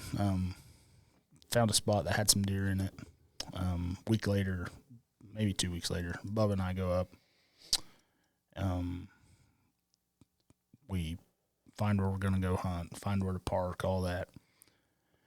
And we just take sleeping bags, take some wood, and we don't even really know where we're going to camp, but we're going to camp. And we're going to camp on the ground, old school style. Well, we find this little park, and it's closed. We're like, can we go in here? Can we not? So we pull in. It's kind of got a little road system through it. Be kind of like driving down to like the apple orchard or something. Right. Like road all the way in the back, and there's a big pond. They have like a shower house, and there's some campers and stuff. We drive all the way to the back, and there's like a picnic table and then a little small pond. We just build a fire and kind of cook a little supper. And, that's cool. And it is cold. Oh, I bet. I'm talking cold. We both have our sleeping bags, throw them down on the ground, right by the fire, camp, get up the next morning, go hunt. You have a cot or anything? Oh, no. Just bag on the ground. Bag on the ground. And it's kind of on an incline. So we're like, I'm on one side of the fire, he's on the other, and we're kind of like feet towards the lower part. Not a lot of sleep going on. Wake up like maybe a couple hours and talk about nose is like, the only thing sticking out is like your eyes and your nose. About froze to death. Oh, I bet. It was rough. Like we got up way early. Like, all right, let's get in there early. But it was a good trip. Yeah, that sounds fun. Maybe we can put together. Be kind of cool to go on the elk hunt or something. Maybe I would love to go on the elk hunt. I mean, it's got to have a little bit of equipment. Yeah, but I think we could pull it off. I think we probably could pull something off. Yeah, if we get 6 or 8 of us, that'd be good. Be cool. Yeah, I'd like to reach out to a couple of guys and do something little, just kind of a man time in the wilderness. There's nothing better than that, really. And honestly, like this trip, we were in a lodge and we were doing, we were eating good meals and doing all the great things, but it was still just good quality time. Me, Laramie, and Rusty had a great time. Just, it was fun. I encourage anybody to go on some kind of hunting trip. Chances of fixing to go, which we've talked about this on episode probably 3 or 4, but I'm leaving Saturday to go to South Dakota pheasant hunting. I was hoping to have a deer killed by now. You're not a very good hunter, are you? No, you're not good like me. Not so far this year. It's been tough. The weather sucks. Leaving Saturday to go South Dakota pheasant hunting, Corco's Ranch. Went there last year. It was an awesome hunt. A lot of birds, wild birds, great hospitality. Just a fun trip. So I'm going to get into my deer hunting story now. Oh yeah, from this past week, and back to the rut report. Yeah, back to the rut report. And I don't even know if I've told you. I was texting you while this was all going on. Right. So this past Tuesday, Veterans Day, I hunted that morning, saw a nice buck chasing the doe. I'm like, yep, rut's on. Let's get it. So get to work, and I'm rutting myself. I'm just like, I've been hunting hard, morning, evening, working on skull mounts. I'm not a lot of sleep myself. I'm just going hard. I get to work, and I'm like, I'm leaving early today, guys. I was like, I'm after a buck. I was like, I got to get one. So get out there about 3 o'clock, something like that. Walk down on the ridge, sitting there, and Chaz and I are texting, you in the stand, any action? Like, no, not yet. And I didn't go to my food plot, and my camera goes off. I'm like, oh, there's probably a doe or some turkeys there or something. Look, big 9-point that I'm hunting. I'm like, okay, that's about right. I'm 200-300 yards away. What am I going to do now? I've got the wind on him. I'm like, but there's no way to like put a sneak on him or anything. And he texted me and said, Big 9 just showed up. I think by that time I'd saw like 4 does or something where I was. Yeah. So I was like, okay, I'll hit my rattles and just kind of see what happens. So I grab my rattles out of my bag, bang them together, kind of pretty loud because I know he's right. He's a ways his away. attention. Yeah. So I hit him pretty hard for probably, I'm gonna say 7-8 seconds, just pow pow pow pow. Then a little tink at the end. and don't really hear anything for like a minute, and I'm like, I'm gonna grunt, just burp, burp, burp, burp, and then shut up. It wasn't a minute later here. I'm like, okay, here we go. And I can't really see behind me all that well. It's like By this time, is your camera done sending you pictures, so you know that he's left there? Yeah. I'm like, okay. Like, here he comes, I think. Can't see behind me. I'm like trying to turn around and look. Then all of a sudden I see him. He's probably like 70 yards away. I'm like, oh, here we go. And I see his rack, and I'm like, yep, that's him. And he's got like a small body on him. Oh, really? Like he's got a dang nice rack, but his body is wore down. Like he's been rutting hard. Like his hind end is sucked up bad. Really? Yeah. A little dehydrated probably.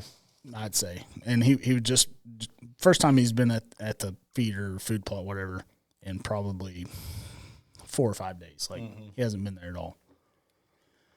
Here he comes. I'm like, okay. I've already ranged several spots. And I know if he walks in this opening to my left, if he's in the 30-yard range, I mean, it's game over.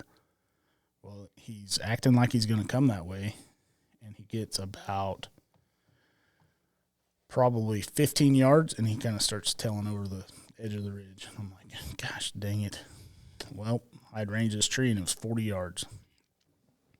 So I'm getting situated, and I have a camera mount on my phone or on my bow. Mm-hmm. Put it on record, throw my phone on there. I'm like, all right, here we go. Checked all the boxes, range, know the range, camera's on, pull back. I know where to stop him. Have you adjusted your pin to the side? Because you should have one pin style. Yep. Everything's good. So I'd set at this stand a few days earlier, and looking over that direction, I mean, it's wide open, like a good 10, 15-yard gap. Mm-hmm. Well, it'd been really windy, and there was a bush or a tree, a small tree. And I don't know if the wind had blew it over a little bit, but there was some limbs and stuff hanging down. And now this gap is tightened up to probably like 5 yards. Oh, goodness. So I draw back. He walks out into this. He's starting to step into this opening, and I have to lean over just a little bit to get cleared past these trees. And when he just takes that extra step right behind a big oak tree and a little hickory tree. As soon as he gets there, I just pull it down. Whack! He back turns, runs off in the holler. I'm like, oh, yeah, smoked him. Get my binos out. He goes down the holler. And can you see him running away? Oh, yeah. And, I don't see blood or anything, but I'm watching him. He gets to the bottom. He stops, and he starts to go up the other side, and he gets behind some trees. And I never see him come out. I'm like, oh, he might have died right there. Wait about 20, 30 minutes. Get down. I'm like, I'm just going to go check blood. Confirm it's a hit. Find your arrow. Yeah, confirm it's a hit, all this. And then I'll, back out, whatever. Walk over there, and I'm getting about 10 yards away, and I start seeing my fletching. So I'm like, oh, my gosh. This dang arrow is sticking out of a hickory tree that's about as big around as this cup. Oh, no kidding. And I was just like, so I thought you hit the big tree. So this is my first time hearing the story. And Chance and I like to do that because it just makes it better for the podcast. Like I'm listening to the stories the first time. I knew the quick details, the highlight notes, but so there's an oak tree that's 12-inch diameter. I mean, a decent sized oak tree, and then right beside it there's a little hickory. I mean, big as this cup. And I stopped him, and he took just that extra step, and I had to do the lean out from the tree a little bit. I stayed sitting down while I shot, and whenever he stopped, I was like, oh my gosh, he went too far. So I had to hug it as close as possible. If not, if I pulled it any far back, it was going to be a gut shot, and I'm out on that. I'm not doing that. Get up there, smoke the hickory tree, and I just kind of sit there for a minute, and I was just like, oh my gosh, did this really just happen? I hit a freaking tree. Yeah, I'm telling you, it sucks. It just goes back to just, that, because when it all comes down to it, you get 1 or 2 seconds to make a decision. Yep. And everything was against me that day. Yeah. It wasn't meant to be, was it? Nope, wasn't meant to be. I think I'll probably see him again. And if not, hopefully he lives the next year and he gets bigger. And So in the meantime, I know the highlight notes of this story. So I text him because we hunt next to each other, and that's why we're the Brush Creek boys. This is on this side of the creek, not my brother-in-law's place. But anyways, we hunt the same deer, and we've talked about this before. But what's crazy is like there's a lot of times we share 1 or 2 deer, but most of the time he has his own 4 or 5, and I have my 4 or 5 that I'm hunting, and we'll share 1 or 2 together. But I have had this deer on camera before. So I joked to him. I said, "Oh yeah, thanks for educating him." Oh yeah, I mean, because definitely, yeah, he's that dang neighbor you don't want educating your deer. So I'll probably never get a shot on him if Chance can't kill him. That's for sure. He hasn't came back since, so he will eventually. Yeah, but yeah, that just sucks, man. It just like I said, it comes down to. I mean, you hunt all year for, in my experience, very few opportunities at a good deer, and you have to make it happen. Yeah. And that's just one of those times when it didn't happen. And in my past experiences, usually I can get it done. Yeah. This is one that it'll haunt you. I didn't, and it was a tough one. Yeah, it'll haunt you too. When I saw that arrow in the tree, I just sat there and I was just like, I just took a moment and just kind of looked around. There's 30 minutes of daylight left. I just couldn't get my broadhead out. I mean, it's still in there. It's it's. You should cut the hickory down and leave a little statue, and we'll set it right here. Yeah. I thought about it, but I was able to unscrew it. I did see that. Yeah, unscrewed it. Did it shatter your knock or anything? No, it was all good. I switched the arrow out and put a new one in. Put a fresh one in, but you flex it. Everything's good with it. I mean, because we're both shooting victories now, so it took a hit with a 70-pound elite bow. At 30 yards into a hickory tree, which is 40 yards. 40 yards, yeah. So into a hickory tree, which is the hardest tree in the world next to hedge. So yeah, I mean, I guess victory arrows are good if there's any plus to this. Yeah, you're shooting the Rip TKOs, and I'm shooting the Hunter LR HLRs. Yep, Hunter long range. Yeah, phenomenal arrows. Yeah, I like mine too. I have nothing bad to say about mine at all. I like my wraps. Pat Sanders done some reflective. I think you did the glow wraps, didn't you? No, I went reflective also. Okay. Yeah, I did. I think Landon and Laramie went, okay. The glow's cool. I'm afraid like if you had to come back a day later, which I guess that sun would have recharged. But I thought the reflective deal was cool at night. You could just like, bam, there it is. Yeah. So ours are reflective wraps, and then and they have the topo graphics. Yeah, that's right. Yeah, they the look, topography. That's cool. They look cool. They do look cool. I like my victories, and I was curious because I'm not saying like gold tips aren't tough. I've shot gold tips my whole life until just recently, just because I wanted to change everything up for this moose hunt, which you've heard the story. I wound up using a crossbow. But anyways, a lot of times like on a hit like that, a gold tip will either the knock will come out the other end or they'll actually break the shaft somewhere. The only thing that it did do when I shot, the lighted knock went off, and when it hit, it shut off. Oh, really? It turned on. When it hit the tree, it went off. No kidding. So he was kind of over the ridge just a little bit, like he was on the downward slope. When I didn't see that arrow, I thought it went through, like a clean pass through, and went over. Gotcha. That makes sense. So because it wasn't sitting there shining, otherwise I would have known that I missed him. But I didn't see that, and I was like, oh yeah, I smoked. So the force of the hit probably turned it back off. Might have like loosened the battery or something inside there. Let's talk about knocks for a minute. If you have no more knowledge than this. So Chance and Kobe both kind of run our archery department here, which we're not like Bowtechs or anything. We just keep stuff in stock for the average hunter. You know, of course we can. I think they can do veins and stuff they need to on some arrows, but we don't really do any Bowtech stuff here at L&L. But at the same time, you're the archery guy, you and Kobe. So I shoot. This is my first season ever shooting lighted knocks, and I'm shooting nocturnals. And I didn't know this until recently after speaking to a Bowtech that nocturnal has, it's hard for me to make this make sense. Everybody knows what an acoustic guitar looks like, and it rounds up, rolls back in, and then rounds up again, right? Mm-hmm. The inside of a nocturnal knock looks like that. It's got 2 pockets for the string to go into. Yeah. The first one is what we would put it on, just when you click your arrow in, just clicks the first time. The second pocket is when you shoot your bow, the force of the string goes past that bridge and clicks the knock.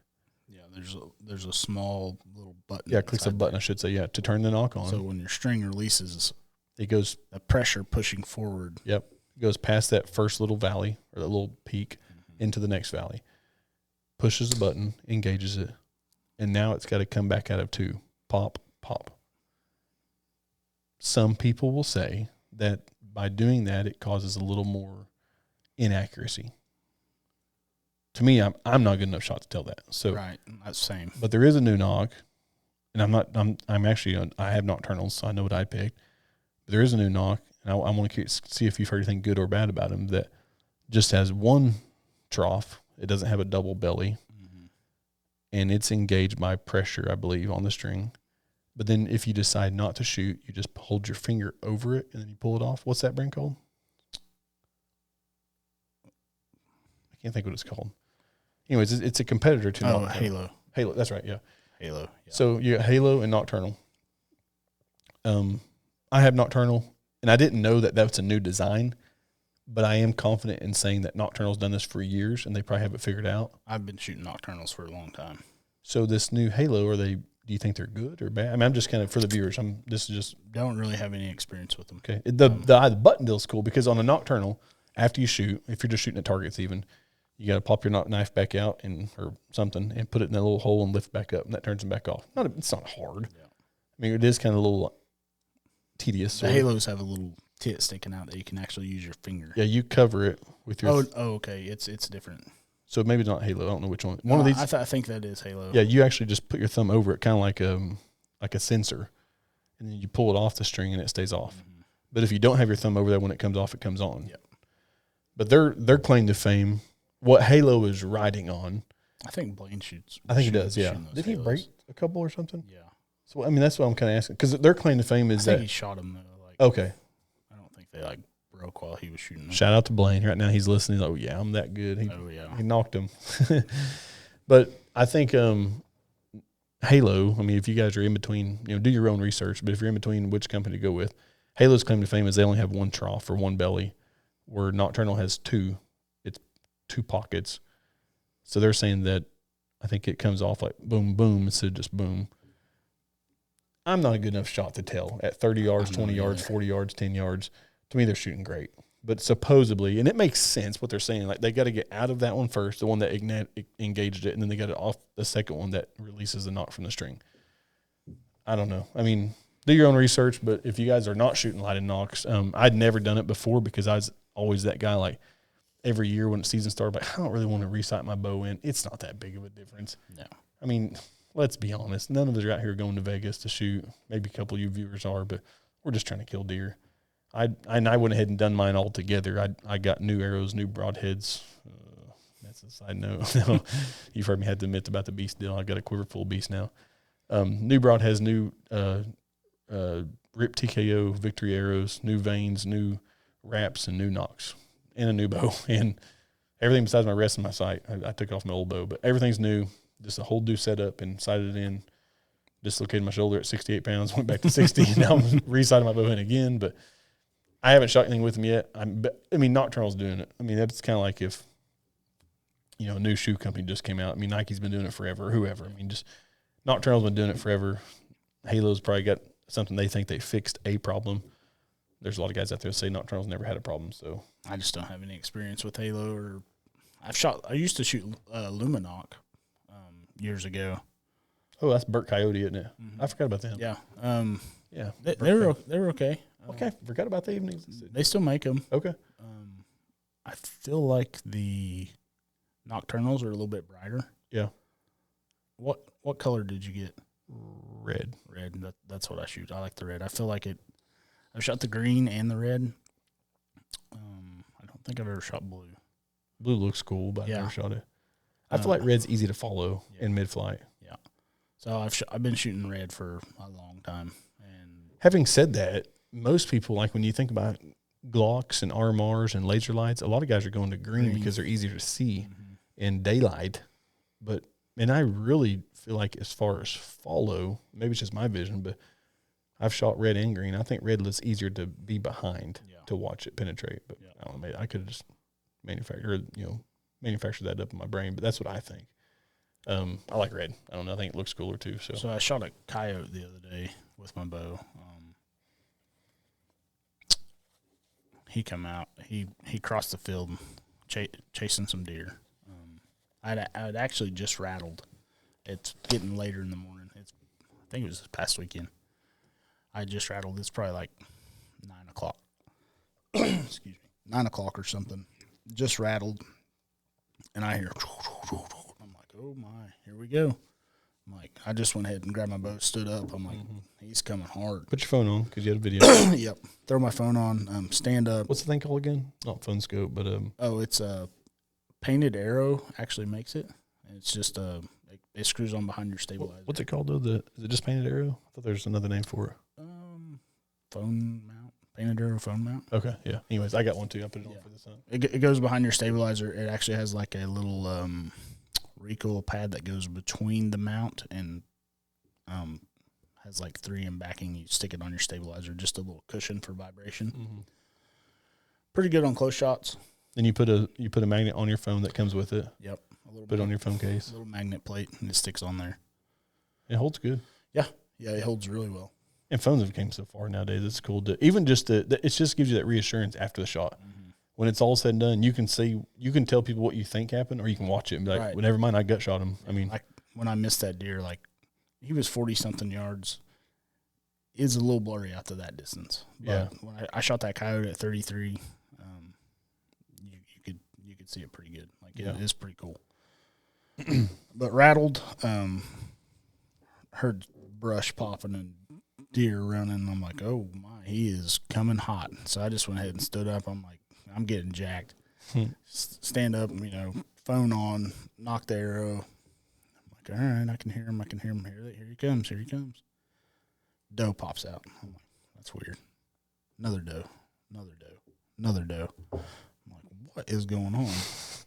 Rattling in does. They crossed it's kind of like a little corner of a field. They cross, go out in the holler, and I still hear something coming. I'm like, well, here he comes. Nope, coyote. I was just like, you got to be kidding me. Oh, no. I take that back. 4 does cross, and like a minute goes by. And I'm like, they must have just been over there chilling, and I scared them. Because I rattled pretty aggressive. Mm-hmm. I thought, I just scared the crap out of them. They just, bolted and ran off. Well, a minute goes by. Here comes the coyote. Just coincidence that I rattled and the coyote was chasing the deer. Right. You never know. I mean, no, yeah, for sure. You're always trying to figure out a story after it happens. Like, what made that go down? A million things going through my brain right now. And coyote crosses. He chasing deer. 2 minutes later, I hear coming up out of the holler. I see this little coyote pop up, and I'm like, oh, yeah, you're dead. You're dead, buddy. He walks over there. And dead man walking. I put my phone back on my mount, hit record, and he's kind of got me pegged. Like, he's kind of watched me. I need to watch him, make him, he needs to take a couple steps. As soon as he does that, I just pick my bow up and go to full draw, and he just looks at me and just smoke him. He runs off the holler and dies. And that's fun. It's pretty cool. First kill with a beast broadhead? No. Oh, you killed a couple deer first this year. That's yeah. right. I shot 2 deer last year with them. I forgot. And what's your take on them so far? Everything good? Oh, yeah. All good. Yeah. Some guy at camp, he said he didn't – I'll tell you what's crazy. No idea how. There was only one guy out of 19 hunters besides us 3, so out of 16 hunters, that heard of beast broadheads. Really? 4 of the guides never even heard of them. They're not on Facebook. I just thought to myself, man, you guys not on any Instagram. kind of media at all? I mean, like, Bomar is just – I mean, I couldn't believe it. But anyways, they're like, well, what's it look like? We were talking about him. Of course, Laramie's like, I wouldn't shoot one. Just kind of teasing with me because the whole Heartcraft deal. But anyways, I go grab one and this hurts me to say. I show the guy and he goes, oh, yeah, so a lot like a rage hypodermic. And I looked at him and I said, no, nothing not like even it. Close. It like it went all over me, like because I told myself a long time ago, I'm never shooting a rage again or anything like him. And I'm sorry if I just made you mad, but rage is not for me. I've killed a lot of deer with him, and I have lost 3 deer with him. And I'm never. And why I even shot a second, and a third one, I don't know. 2 of them were does, one of them was a buck. But yeah. So, anyways, get me off my soapbox for a minute. But I wanted to take that thing and stab that guy with it. It was on the end of my arrow still, and I just looked at him. And I said, "No, they're not." It made me so mad. So, Josh Bomar, if you're listening, please get a hold of that guy for me and tell me you want to meet with him. It made me mad. I mean, I was like, I pulled my arrow back and said, no, it's not like a rage hypodermic. Like, just because you've only saw 2 broadheads in your life, you ain't gonna sit here and start comparing. They're like, yeah, it's kind of like a flint rock, isn't it? No, it's not. But I mean, I know rage in the cage or whatever. Yeah, I mean, it's not for me. I've been seeing some good reviews from the G5 Mega Meat. There was a lot of guys that had those there. I figured. Yeah, that's what. That and golly, it'll come to me in a second. Go ahead. So there's a few people around here that are using the Mega Meats, and they've sent me some pictures, and they put a pretty good hole in them. They are legit. And I think that's what Waddell shoots. I can't think of this other broadhead. That's probably why those guys had them, because I mean, it's all over the hunting channel. And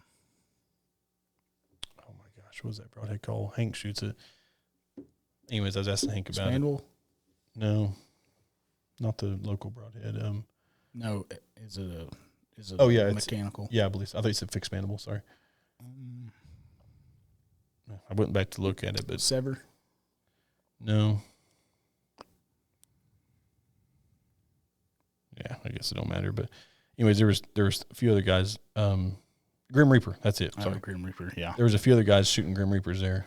Grim Reapers and the what'd you call it? Dead meat or Mega Meat. Mega Meat, yeah. Make a dead meat too. It's just a smaller version. The Mega Meat was the one everybody's using.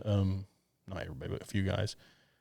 I never heard the traditional answer of Muzzy. Never heard that. No, I didn't. I didn't look at everybody's quiver, but nobody barked about it. One night we all sat around talking broadheads just for an hour or two after supper. But usually somebody in camp's got them. Yeah, I actually was waiting for hear that because I was going to be like, hey, congratulations, guys. Stay with that. I know Muzzies are good. I'm not been shooting them since I was 12. Oh yeah, and they're great. All broadheads are good. I love giving people crap about rage, but you will never see me put a rage on an arrow again. So I'm sorry if I made you mad. I'll tell you one about Muzzy. So there's this guy, he bought a crossbow from the store probably a couple weeks ago.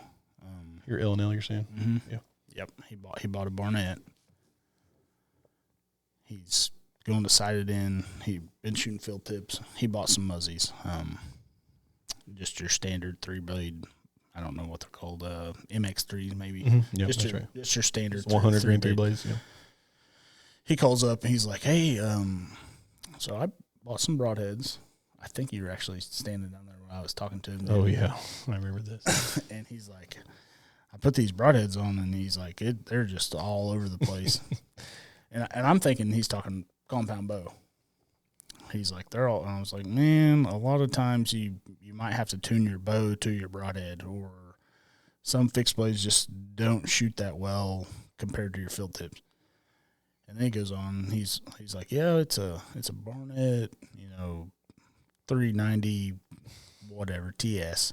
I'm like, "Oh, out of a crossbow." I was like, Usually they shoot pretty good out of a crossbow. I was like, bring it up, we'll look at it. So he brings it up, drops it off. So he probably brought it after we left because I didn't know he brought it in. Yeah, he brought it in.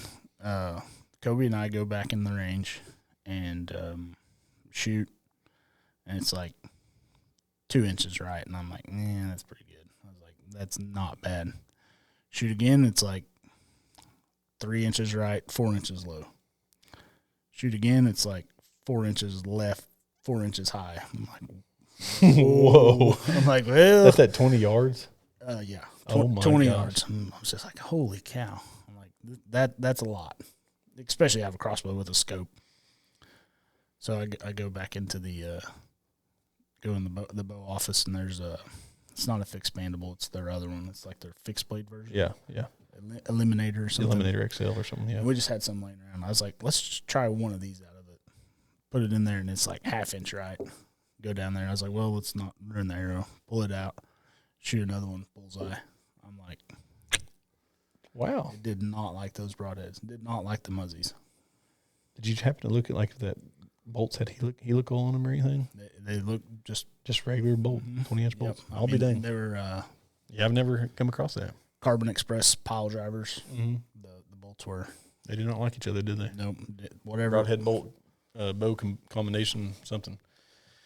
That's why I went to the Beast, because I'm having a problem with my bow is the Matthews Lift, and it needs different top hats, which just it gives it cam lean.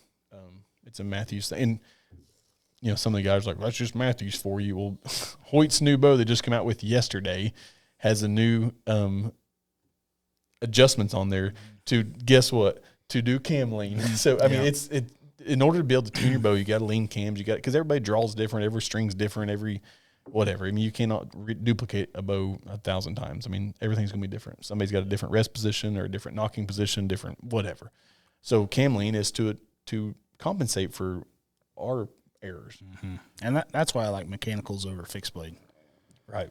They shoot more like a field tip. Exactly. 100%. And my field tips are shooting great, and the practice tip, and I even shot a real one because we didn't have a practice tip. I shot an actual Beast at the dice roller target, and 40 yards, I drilled the center of the white circle, and then it took me 5 minutes to get my my tip out of there, my broadhead out. But and that's why you should always shoot your broadheads and not just your field tips. Don't just screw your broadheads on like, oh, I'm ready to go. Absolutely. Like, especially 100% shoot your broadheads. Yeah. Because what happened at 26 yards, I'm doing the whole 26, 30, 40, 50, or sorry, 26, 40, 50, 60 is what my pins are. So that's new to me. So if it's new to you, here's why. This your first year doing it? First year doing it, yeah. Okay. And I thought you'd been doing that. So no, I actually really enjoyed it, especially when you go to put in your target line. Like you were saying a while ago, you'd already ranged your trees. The first thing I do when I sit down, I first, let me back up real quick.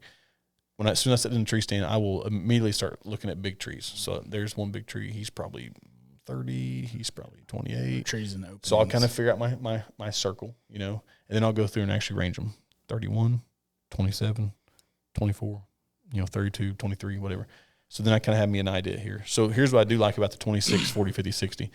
Your first pin is, of course, chance of shooting a single pin. He's shooting a dual pin, but it's a single movable pin. Yeah, vertical dual. Vertical dual, yes. Yeah. Moves up and down. So, but what I like about the 26, if you're shooting 4, 3, or 5 pin, this is a great idea.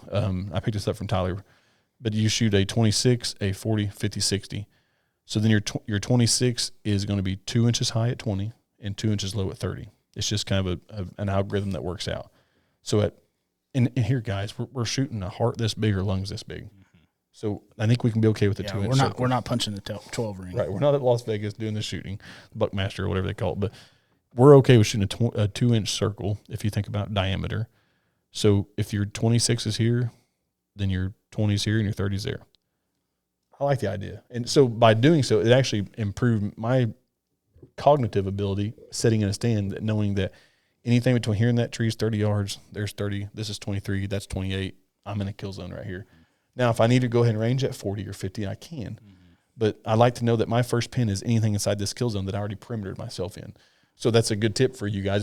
The first thing you should do as soon as you get enough daylight, if you're new to that place, is to start ranging your trees. And eventually you'll just know your trees. Yeah, you won't even have to range right, them. You'll just know. I mean, I've got stands I don't even need a rangefinder in unless I'm having to take a 45-yard shot or something. But for the most part, I sit down, I know that tree's 13, that one's 18, that one's 23, this one's 27. But with that, I got my one to basically like a 0 to 30-yard pin kind of. So anyways, I was testing back to broadheads, I was testing my Heartcrafts that I have shot for years, 15 years, and I've never had a problem with them. And I'm going to get my bow tuned. I'm still going to go back to them. I'm going to have some beasts on my quiver because I'm already committed. But I do plan on having a Heartcraft back in there.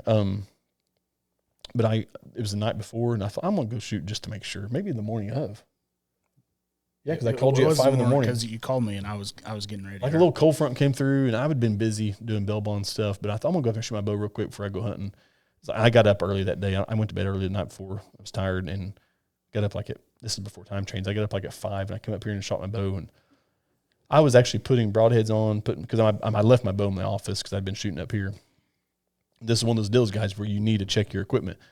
I opened the back, and it's cold outside. I didn't feel like jacking with getting my dice out and throwing it out there on the ground an hour and a half before I go hunting. But I throw the dice out on the ground, and luckily I put on the 4 side where it's got 4 white squares or 4 white circles.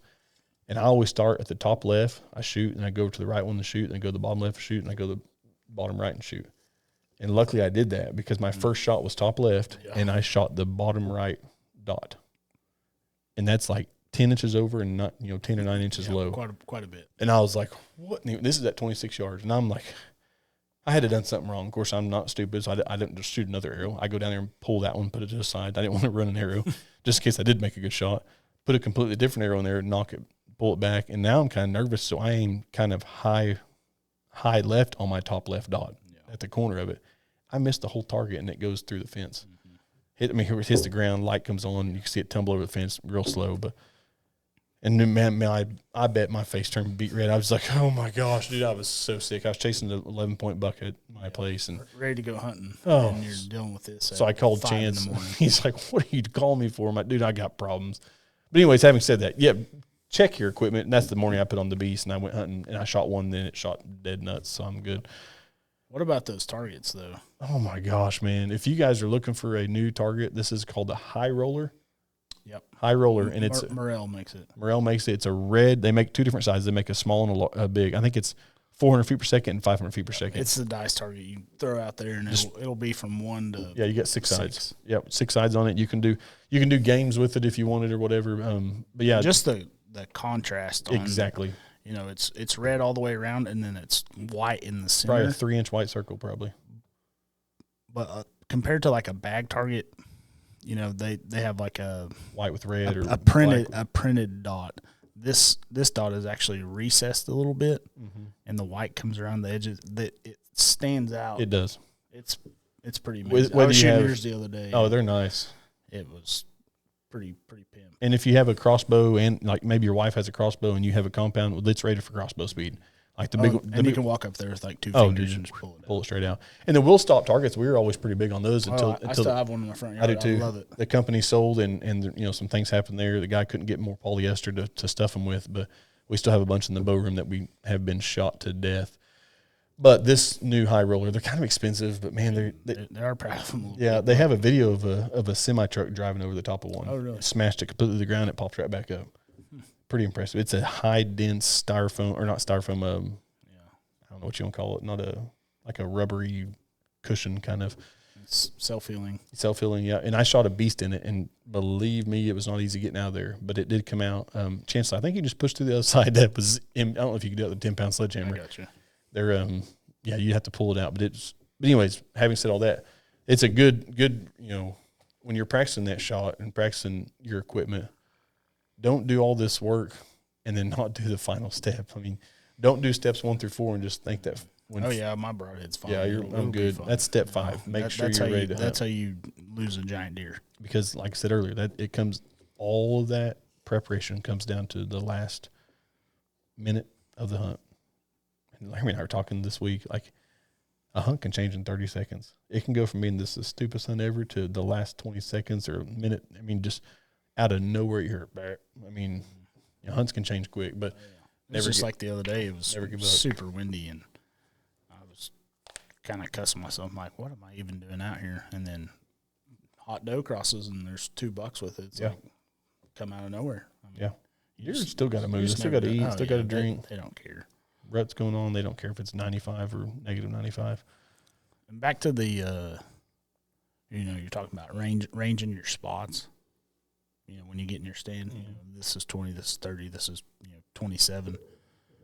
What my dad did for me when I was a kid, we'd always shoot clear shooting lanes, and you might cut a tree off like 3 or 4 foot tall. He would take like a hatchet or a saw and make a mark on it. He'd be like, all right, that's 20. I was a little kid. I started bow hunting when I was like 10. This before we had rangefinders and all this. He'd be like, yep, I made a little perimeter around you. That's 20. Inside here, he's outside of there. Don't shoot it. If he's inside of there, you know what to do. Because you're younger, pulling less pounds and stuff. Yeah, pulling whatever the minimum was, probably 40 pounds, 45, whatever it was. Yeah. But it's good to, when you get seated, it's good to think about everything. Your hunt's never over until you punch the trigger. It's good to range your spots. It's good to make sure your bow's in a good position. You can grab it. It's good to make sure your stand's not squeaking. It's good. There's all these little things you got to do. And that's obvious, I know. But there's some viewer that's listening like, man, I've never thought about that. And just it's all the tedious things that come together to kill a mature buck. Anybody can kill a deer, but kill a mature deer, if they're not completely dumb rutting, then it's a lot more challenging. Yeah. When you're in Missouri, you're hunting out of different stands. Did you hang your bow up most of the time, or do you have it like on the rails in your lap? So I would hang my bow when I first got there. Or did you take your own hanger? They had hangers on everything besides one tree. I had my own hanger, thank God, because there was 2 different trees I sat in that didn't have a hanger. Probably somebody stole them or something. I don't know what happened. But did you have like did you take the screw-in kind? Mm-hmm. Have you seen the strap-on?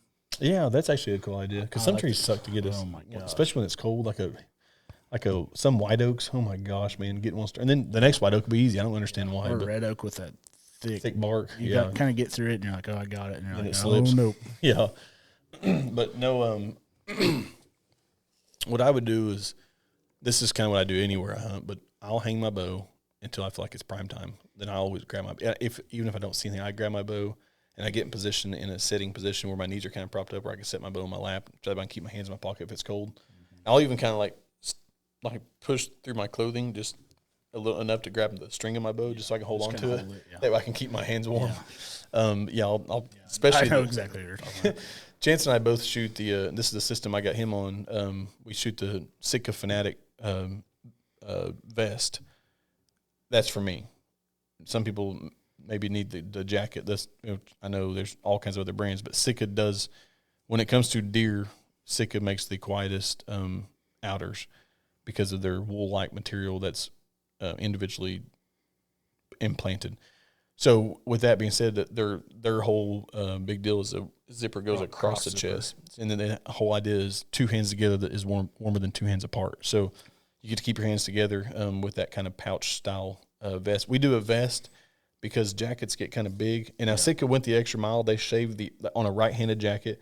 They shaved from here down to the wrist, from the bicep to the wrist. They shaved all the wool off of to eliminate string slap. Yeah. And on the right, it's a different material. Right, in the same right-handed jacket, the material at about the bicep to where the elbow bends to the middle of the forearm is shaved, so you have that pocket to come back to when you're at full draw. So they went above and beyond doing those things, but still, I don't practice, and that's another thing. Maybe we should practice with our big coats, but I don't practice with all the big get-ups, so a vest is more for me because then I have regular sleeves. I like having the arm movement. For sure. Like, it feels like you're how you are right now. Exactly, yeah. Where a jacket always kind of feels, confined a little bit. Like when it was cold the other day, I had my vest on. I always wear my bino harness. Mm-hmm. I practice with it all summer. I bought it this summer, practice with it, and it sticks out a little bit. And I was kind of curious, like in a tree stand, if I'm in an awkward position, but you can always miss it. Oh yeah. So I practiced a lot before that moose hunt, but I knew I was going to be in a standing position. So when I got up in Missouri, I started thinking, I never really sat down and shot like this, and I was like, golly, I hope. So I actually took mine off because it freaked me out. I should practice with it, but it's fine. That's why I built a little hanger for my binoculars, and I like that too, though. I like to have them right here, and I don't know. That's everybody else is different. When I missed that buck, I see him run off, and it was just instant. Just grabbed him and started looking. Yeah, I like that a lot. So the vest is for us. We carry them here at L&L. The Fanatic vest is, man, that's for me because you don't have any kind of arm bunch at all. You can wear a regular jacket, and I wear a. I think you have a Stratus jacket. Stratus, yeah. I have the Ambient 200, which I'm a huge Ambient fan, and it's super warm. I just got through wearing it in 23-degree weather. The wind was blowing anywhere from 10 to 20 miles an hour and gusts up to 40. Yeah. What was that, Sunday? No, Monday morning. Monday morning's cold. Monday morning. It was 23, 10 mile an hour northwest wind. That's exactly what it was we had 10 pretty chilly, and I was good. Yeah, I was toasty as they get. And I do have the Fanatic bibs. I think you have the Stratus pants or Stratus bibs. You're just kind of the felty material. Yeah, right? a little bit felty. Still quiet. Not as aggressive as the Fanatic. As a Fanatic, yeah. Yeah, you have the Stratus. Those are my go-tos now. Mm-hmm. I have the, what do they make, Dakotas? Yeah, Dakota pants are freaking awesome. So I like those. But it's a fleece line pant. I like these ones better. Yeah, the Stratus is cool. It's definitely a better bow hunter pant for sure. Mm-hmm. But you'll like that Dakota when you're up there in the Dakotas. Right. Yeah, they'll be your pant to go to when you're chasing pheasant. Yeah. They're really a waterfowl pant. But yeah, so back to my bow, I would, in prime time, I'll always, anywhere, I guess this would be my tip for you. For not you, Chance, because I need tips from you, but for viewers, I always put my bow in my lap and have it somewhat ready, just for that 30 to 45-minute area when you think it's probably going to happen. Because that's generally speaking when the good happens, like in the evening and in the morning. There's that period. It's just like, man, it's fixing to happen. I better go ahead and grab my bow. There's no point in making one more movement later. But when that, like in early morning, when that kind of calms down and things kind of go back to normal, I'll go ahead and put my bow up, and then I'm really listening. Yeah. And I have very good hearing, and I could probably hear a flea fart at 100 yards away.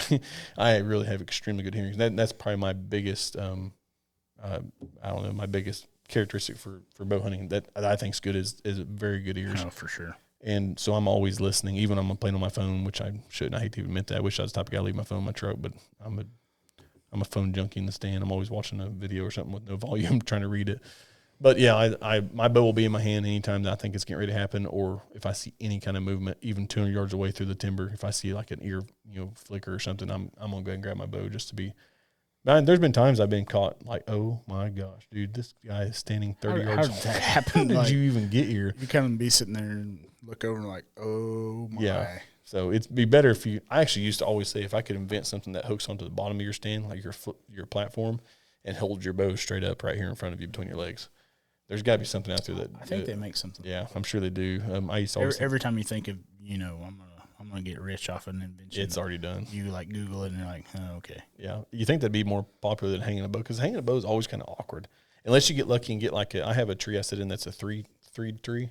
So my stand's in one, covers the one to my left, and my bow hangs in the one on the right. So my bow hangs right in front of me, and my cover's here, and I'm on the one of the three with my stand. So those are unique setups you get sometimes.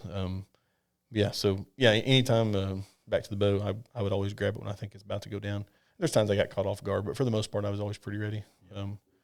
Those places where you're hunting in Missouri, were they mainly set up on like food sources or crossings? Was there anything like set up on like, say there's a white oak tree over there that they scrape on all the time? Some of the woods stands were set up on scrape lines and trails. They would try to do a mixture of both. Like if there's a good trail here, there's probably obviously a good scrape line with it. We hunted a few food plots, which you're hunting beside huge bean fields. Most of the stuff up there is soybeans this year, a couple cornfields. Probably mainly like corners. Yeah, and you're hunting corners, or if there's a little pocket that they had the farmer throw like some, something different inside there as far as an actual, like there was turnips in one of the ones I've hunted, and it was probably like a eighth of an acre, like a basketball court size, food plot, like a bow food plot with turnips right beside a 200 acre or 400 acre soybean field. Would they go to that more or less compared to like the beans or the corn? More, I would say that if you're on a good food plot, they're coming to it generally to eat. There was even this one food plot that the farmer just knocked some trees out and planted more soybeans in there, but it was the way it was designed. It was a pocket. Just kind of tucked in there. Yeah, they just feel safer there than standing out on a 600 acre cornfield or bean field. And as far as stands, you and I talked about stands a little bit earlier. We set on primarily Millennium ladder stands. And we even told the guys they're getting ready to get sponsored by Muddy, and Larry told me that. He said, dude, we have Muddy, we have Big Game, we have Hawk, and we have Millennium. We sell it all of L&L. He's like, and if I was going to set in something, it's going to be a Millennium. And you build your own stuff, but right. And you also have. Do you have a Millennium or? No, I've actually set in one of those monsters. They're awesome. The Monster 150, mm-hmm. I think it is. I could about go to that. Yeah, they're awesome for sure. But most of mine are homemade. Either I've made them or my dad's made them, and a lot of them. Well, like that one that we had that you and I set down mm-hmm. on the ridge.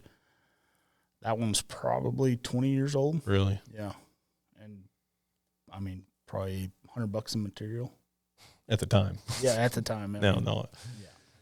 Yeah, we set mainly. I set in a Hawk hang on. Oh my gosh, it was terrible.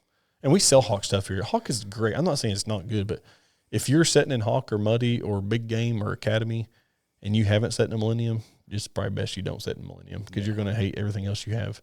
Millennium's got the seat figured out. They got the footrest figured out. They've got even the hang-on system. Now their ladder stands are phenomenal. We set mainly Millennium ladders. I've never set in a ladder stand. Oh, dude, like the L110. I've set in a couple Hawks, and to be honest, I really wasn't a fan. Yeah, I'm not either. The L110 Millennium ladder stand has an extra set on the ladder, so you have your post to the ladder that has your steps welded across it, and then outside of that, closer to your body, is a whole nother rail that you slide your hands up while you're walking up it.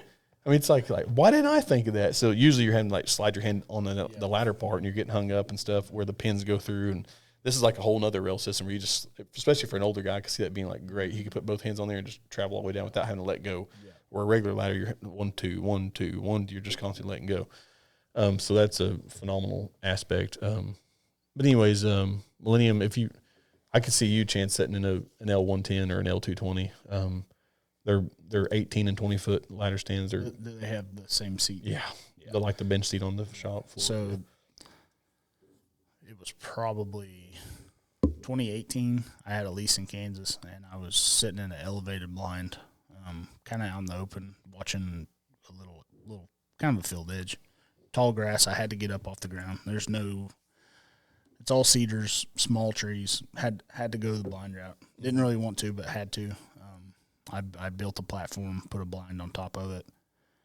Are you bow hunting? Yeah, bow hunting. Put an office chair in there. It was okay for a couple hours, but I was doing all day sets, and I think this was when L&L was in the old store. Probably in 18, yeah. And I think you guys used to have the double bench. The double bench, yeah. Yeah. And you got some of the 550s. Yeah, we got some of the small ones in, and I was like, I need something I can sit in all day. I got one of them. I still have it. I put it in my blind at the house. They're awesome. Yeah. You can sit all day in one of those. And that's I bought one of the boat seats. That's right. Yeah. Year. I forgot. And The Marine Millennium. Bottom lane camo too. So yeah, that's cool. And my boat's brown. So those seats are. So yeah, the L110's that seat, the L220's that seat. Just like the Monster. Mm-hmm. The Monster 150's that seat. Even the regular hang-on 110's that seat. Now Millennium also makes just like the regular seat, just like the half round or whatever. But Hawk makes one similar to yeah, it. It's all right.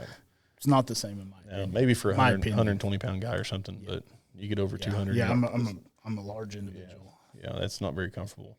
But that hammock style seat that Millennium has, there's second to none. And that guy he's about to get sponsored by Muddy. He said, "You're right." He said, "I'm not getting rid of Millenniums, but I guess if we're filming, we'll have to change out stands." I'm like, he knows that Millennium's the best, and he said, "My clients are going to get Millennium, but I'm getting ready to get sponsored by Muddy, so I got to pretend this is." And no offense to Muddy, great products. They have some good stuff, but I actually bought some Muddy sticks are good. I like their Muddy base layers the other day. Oh yeah, at Atwood's.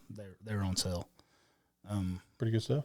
Yeah, I've been wearing them all week. That's cool. They're nice, and they're bottom land, which is kind of my favorite. Yeah, bottom land's cool stuff. Yeah, so I think that this is a fun episode. We're Chance and I are talking with the most getting off hunting topic. We've probably bored you guys enough, but when it comes to Brush Creek Podcast 27.3, the most challenging thing we have figured out so far is scheduling. Getting on everybody's schedule, or them getting on ours. We have about 7 different people right now that are completely committed to an episode. It's just when is the hard part. Yeah, a lot of stuff going on for everyone. Yeah, and it's a busy time of year, but it's this time of year everybody wants to listen to this stuff. So, anyways, we decided the night we had a couple. We were trying to get on, and it kind of fell through and dried up. So, we're like, there's nothing wrong with us. We can surely bore people enough with our. We've been going 2 hours and 6 minutes. Yeah, of just chitter chatter, talking. But our goal is to, if we can learn stuff from you guys on feedback, and you guys learn stuff from us through podcasts.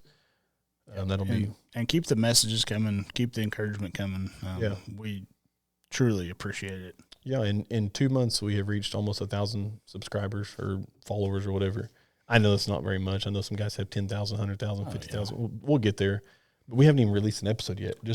Just this past week we released a couple teaser clips. Yeah, we got a lot of interaction. Yeah, it's good. Yeah, one of them has like 1.8 thousand views on 977 followers. Yeah, it's good. So yeah, it'll turn out. And believe me, guys, don't get your feelings hurt. We're going to try to get to people that we think seem like they want to be on it. I'm not just going to reach out to everyone and pressure people, but you might be the next one on here. Maybe you listen right now will be one of our guests one day. But we've got a few that are committed.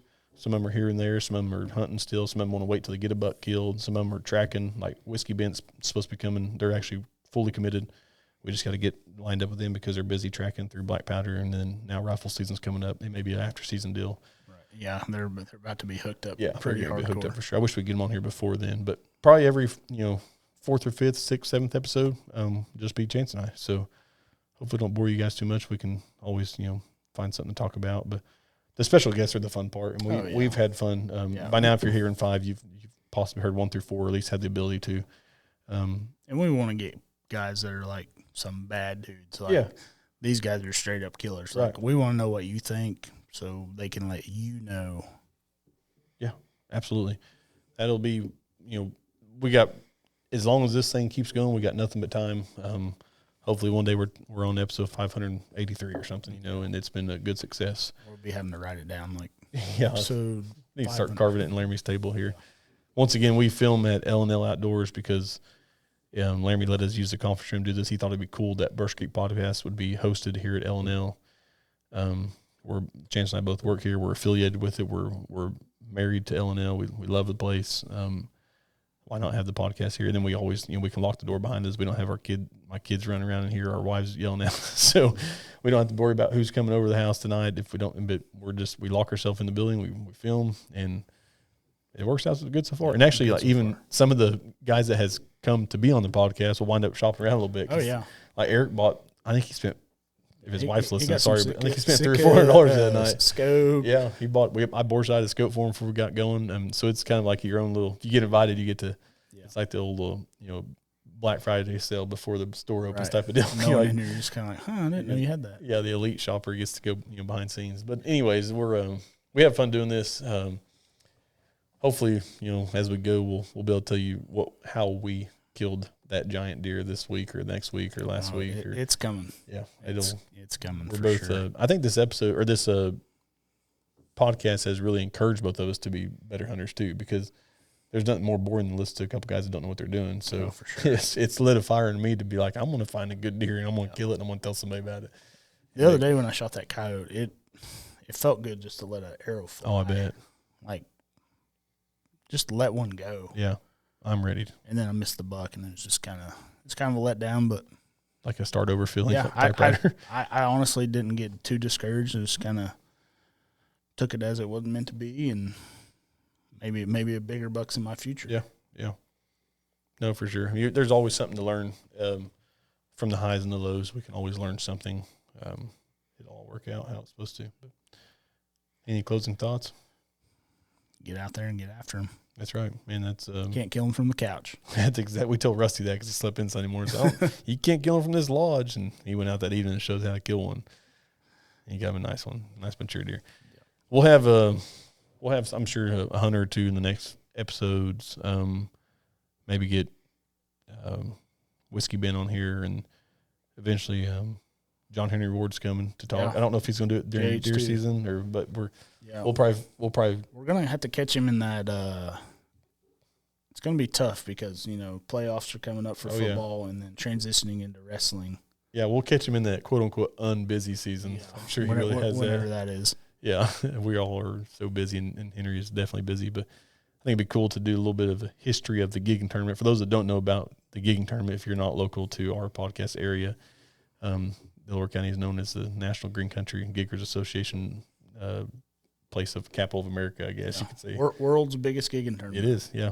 Anywhere from they have some in Missouri, but there's been over 100 boats one time, right? Yeah. A lot of the average is probably 70. I would say 60 to 80, something like that.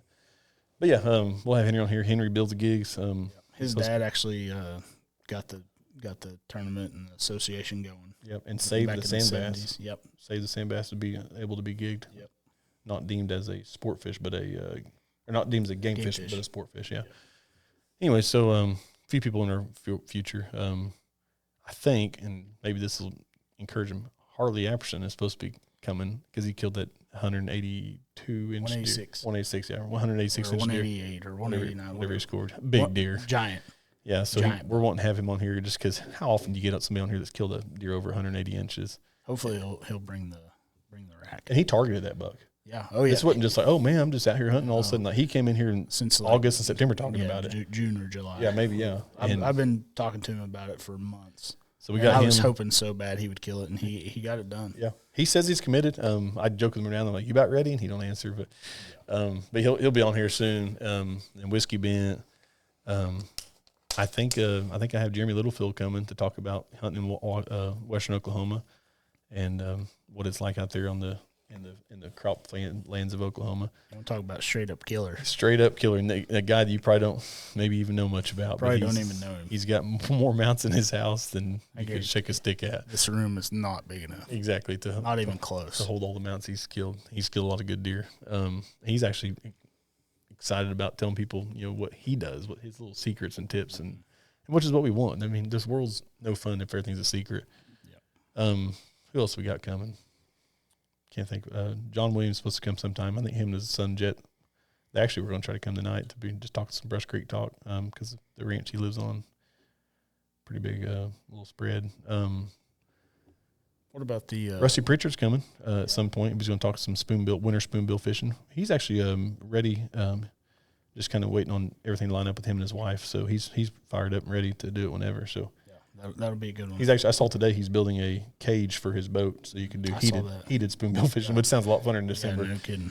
Let me see what else we got. We've got a few committed guests. It's not that we're not doing episode 5 just us two because we can't find anybody. It's just because it's just hard to get on everybody's schedule. And it just kind of worked out. Like Chaz got back yesterday from his hunt. Yep. I'm leaving Saturday, so we had a tight window. Tomorrow we got football. Yep. Playoff Bulldogs are going to Lincoln Christian to probably play their last game of the season. But more than likely. That's just part of having private schools in your district. Anytime you make the playoffs. Anytime you make it the playoffs, that's right. I mean, there you go. Another one is Brad Friend, and most people probably don't know him. He killed a just killed a hammer, man. I got to get him on here. So he is a traditional hunter. And I promise you, that'll be the episode you probably don't hear me say hardly anything at all because I'm going to sit and listen to that guy because he knows a lot about traditional hunting, and I don't. Yeah. I got my bow back here with me. That's about as much as I know about it. But he's coming he builds his own arrows. He's built his own bow. He does his own fletching burner, does his own feather fletchers. Oh, I saw a video of him. Yeah, burned his own his own little design. He's killed quite a few bucks with traditional equipment, even self-made bow or a handmade bow. That's amazing. He's got a brother that actually, I don't know if you know this, but a little shout out to Brad Friend and his brother James Friend. I believe is James's name.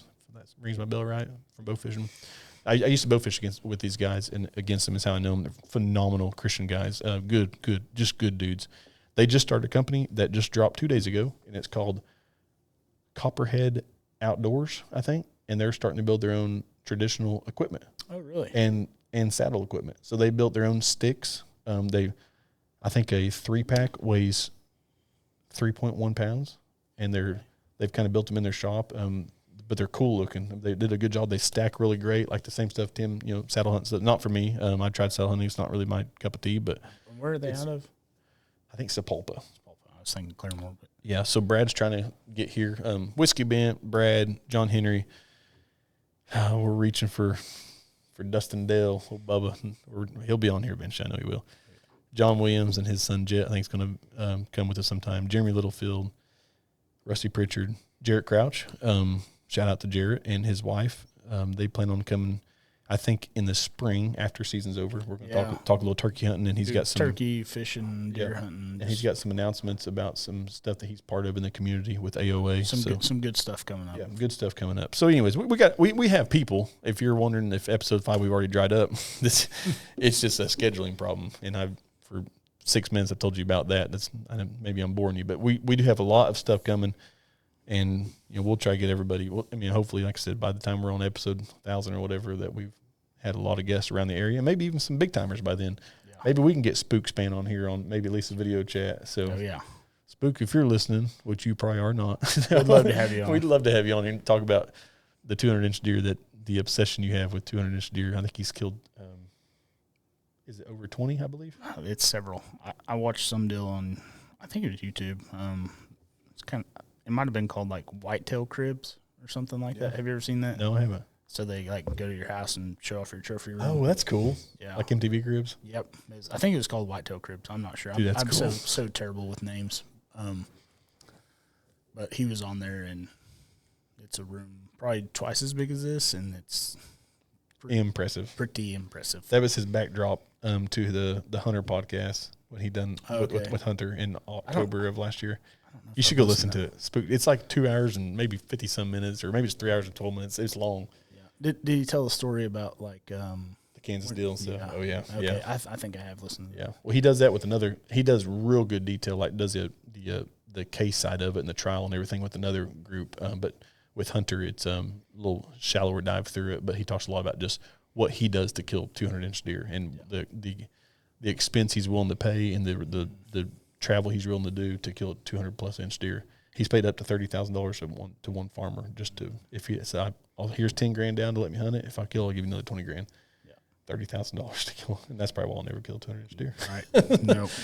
But anyways, we yeah, maybe we can get Spook on here. But no, there'll be a lot of all kinds of stuff we want to cover. We're gonna get Landon on that. Yeah, I actually need to write that down there. We talked to Landon about that. I just need to write it on myself. Yep. Wicked Wing Taxidermy. Landon Davis is Laramie's stepson, and we're going to get him on here, like Chance said, he does a Wicked Wings Taxidermy. Yep. I'm going to bring him a bird back from South Dakota. Cool. We might. He does good on the pheasant side. We might try to do that pretty quick when you get back. Maybe we'll try to reach out to him because I know he's easy to. He's busy right now. Yeah, but he's a young kid though. He's got plenty of time. Oh, yeah. He's not married yet. He's just engaged. He's just engaged. Yeah. So we'll catch him before he gets married. But no, yeah, we got a lot of stuff coming. It'll be great. And if you guys have ideas, I mean, shoot us a message. Hey, you ought to call, what's his name? I think he'd love to be on there or whatever. Or, hey, you guys should cover this topic. We want to know more about this. That's what we need. We need feedback. And by now, like I said, if you're hearing by now, we've actually fully released and there's time for feedback. So, anyways. And I think our new episodes are going to drop. So we're dropping 4 initially. And then what are we doing every Tuesday? We're going to try to shoot every Tuesday. Every Tuesday. There's going to be times maybe we have a week lull in there, but I think if we shoot it, like anywhere between a Tuesday and a Friday, we can let Noah the stuff, and he can give our editor enough time to edit over the weekend and have it on there Tuesday. In the meantime, we try to get him to pull off 2 or 3 30-second to 1.5 minute clips just for little teasers. Just give you guys kind of an idea what the episode's going to be about. Show. Yeah. So, anyways, that's all I got. I mean, Missouri was good, but there's no skullcap land here. I say skullcap because you can't transport over state lines with brain matter. So my goal is to have you'd have to remove it, and that's kind of a pain. Yeah, my goal is to have a skullcap deer here ready to be mounted. It didn't happen. Actually, I was reading something the other day. It was on Facebook. Might not have been legit, but they are now allowing you to bring heads back into Oklahoma as long as it's going to a taxidermist. Okay. I haven't looked like Brush Creek Soul Mounts? Yep. I haven't looked further into that, but and they're expecting the taxidermist to get rid of it properly. Properly discard of it. Yep. Makes sense. Yep. I was talking to the outfitter about. I was like, I don't know very many guys that get back with their heads and just take the brain and go throw it on their food plot. I mean, like, to me, it's just like, and I understand. It's just a rule, but to me, it's like, golly. I mean, what are you doing with your brain matter? You just like taking it and just slinging it all over the woods, like. Right. Here, dear. Yeah, come up here and eat this. Got some Iowa brain for you. EHD or CWD. But they're just taking precautions. And having said that, Larry made a good point about we were talking about on the way back. We don't want it. Yeah, he said, I don't care what they enforce or what they have to do to make sure it never gets here. Let's make sure that don't happen. Yeah. We're one of the lowest states in all categories. Absolutely. And let's keep it that way. So let's keep it hard on people. We feed corn and we shoot $2 and we have the lowest EHD and CWD there is. Yeah, so we're doing something right. All you guys think we're cheating because we have 2 buck tags and a lot of corn, but we're doing something right. Thank you guys for tuning in on Brush Creek Podcast 27.3. Once again, we always say that we're told in the Bible to take your quiver and your bow and go hunt wild game for me, and that's what we plan on doing, and we want to tell you about it. So thank you for choosing the episode, or thank you for choosing the podcast. Let's do this is episode number 5. Yep. James, got anything to say? Nope. Get out there and go kill something. Go kill something, guys. Maybe you'll do something cool. Maybe you'll be on here next. Oh, yeah. Appreciate you guys. Have a good one. Thank you.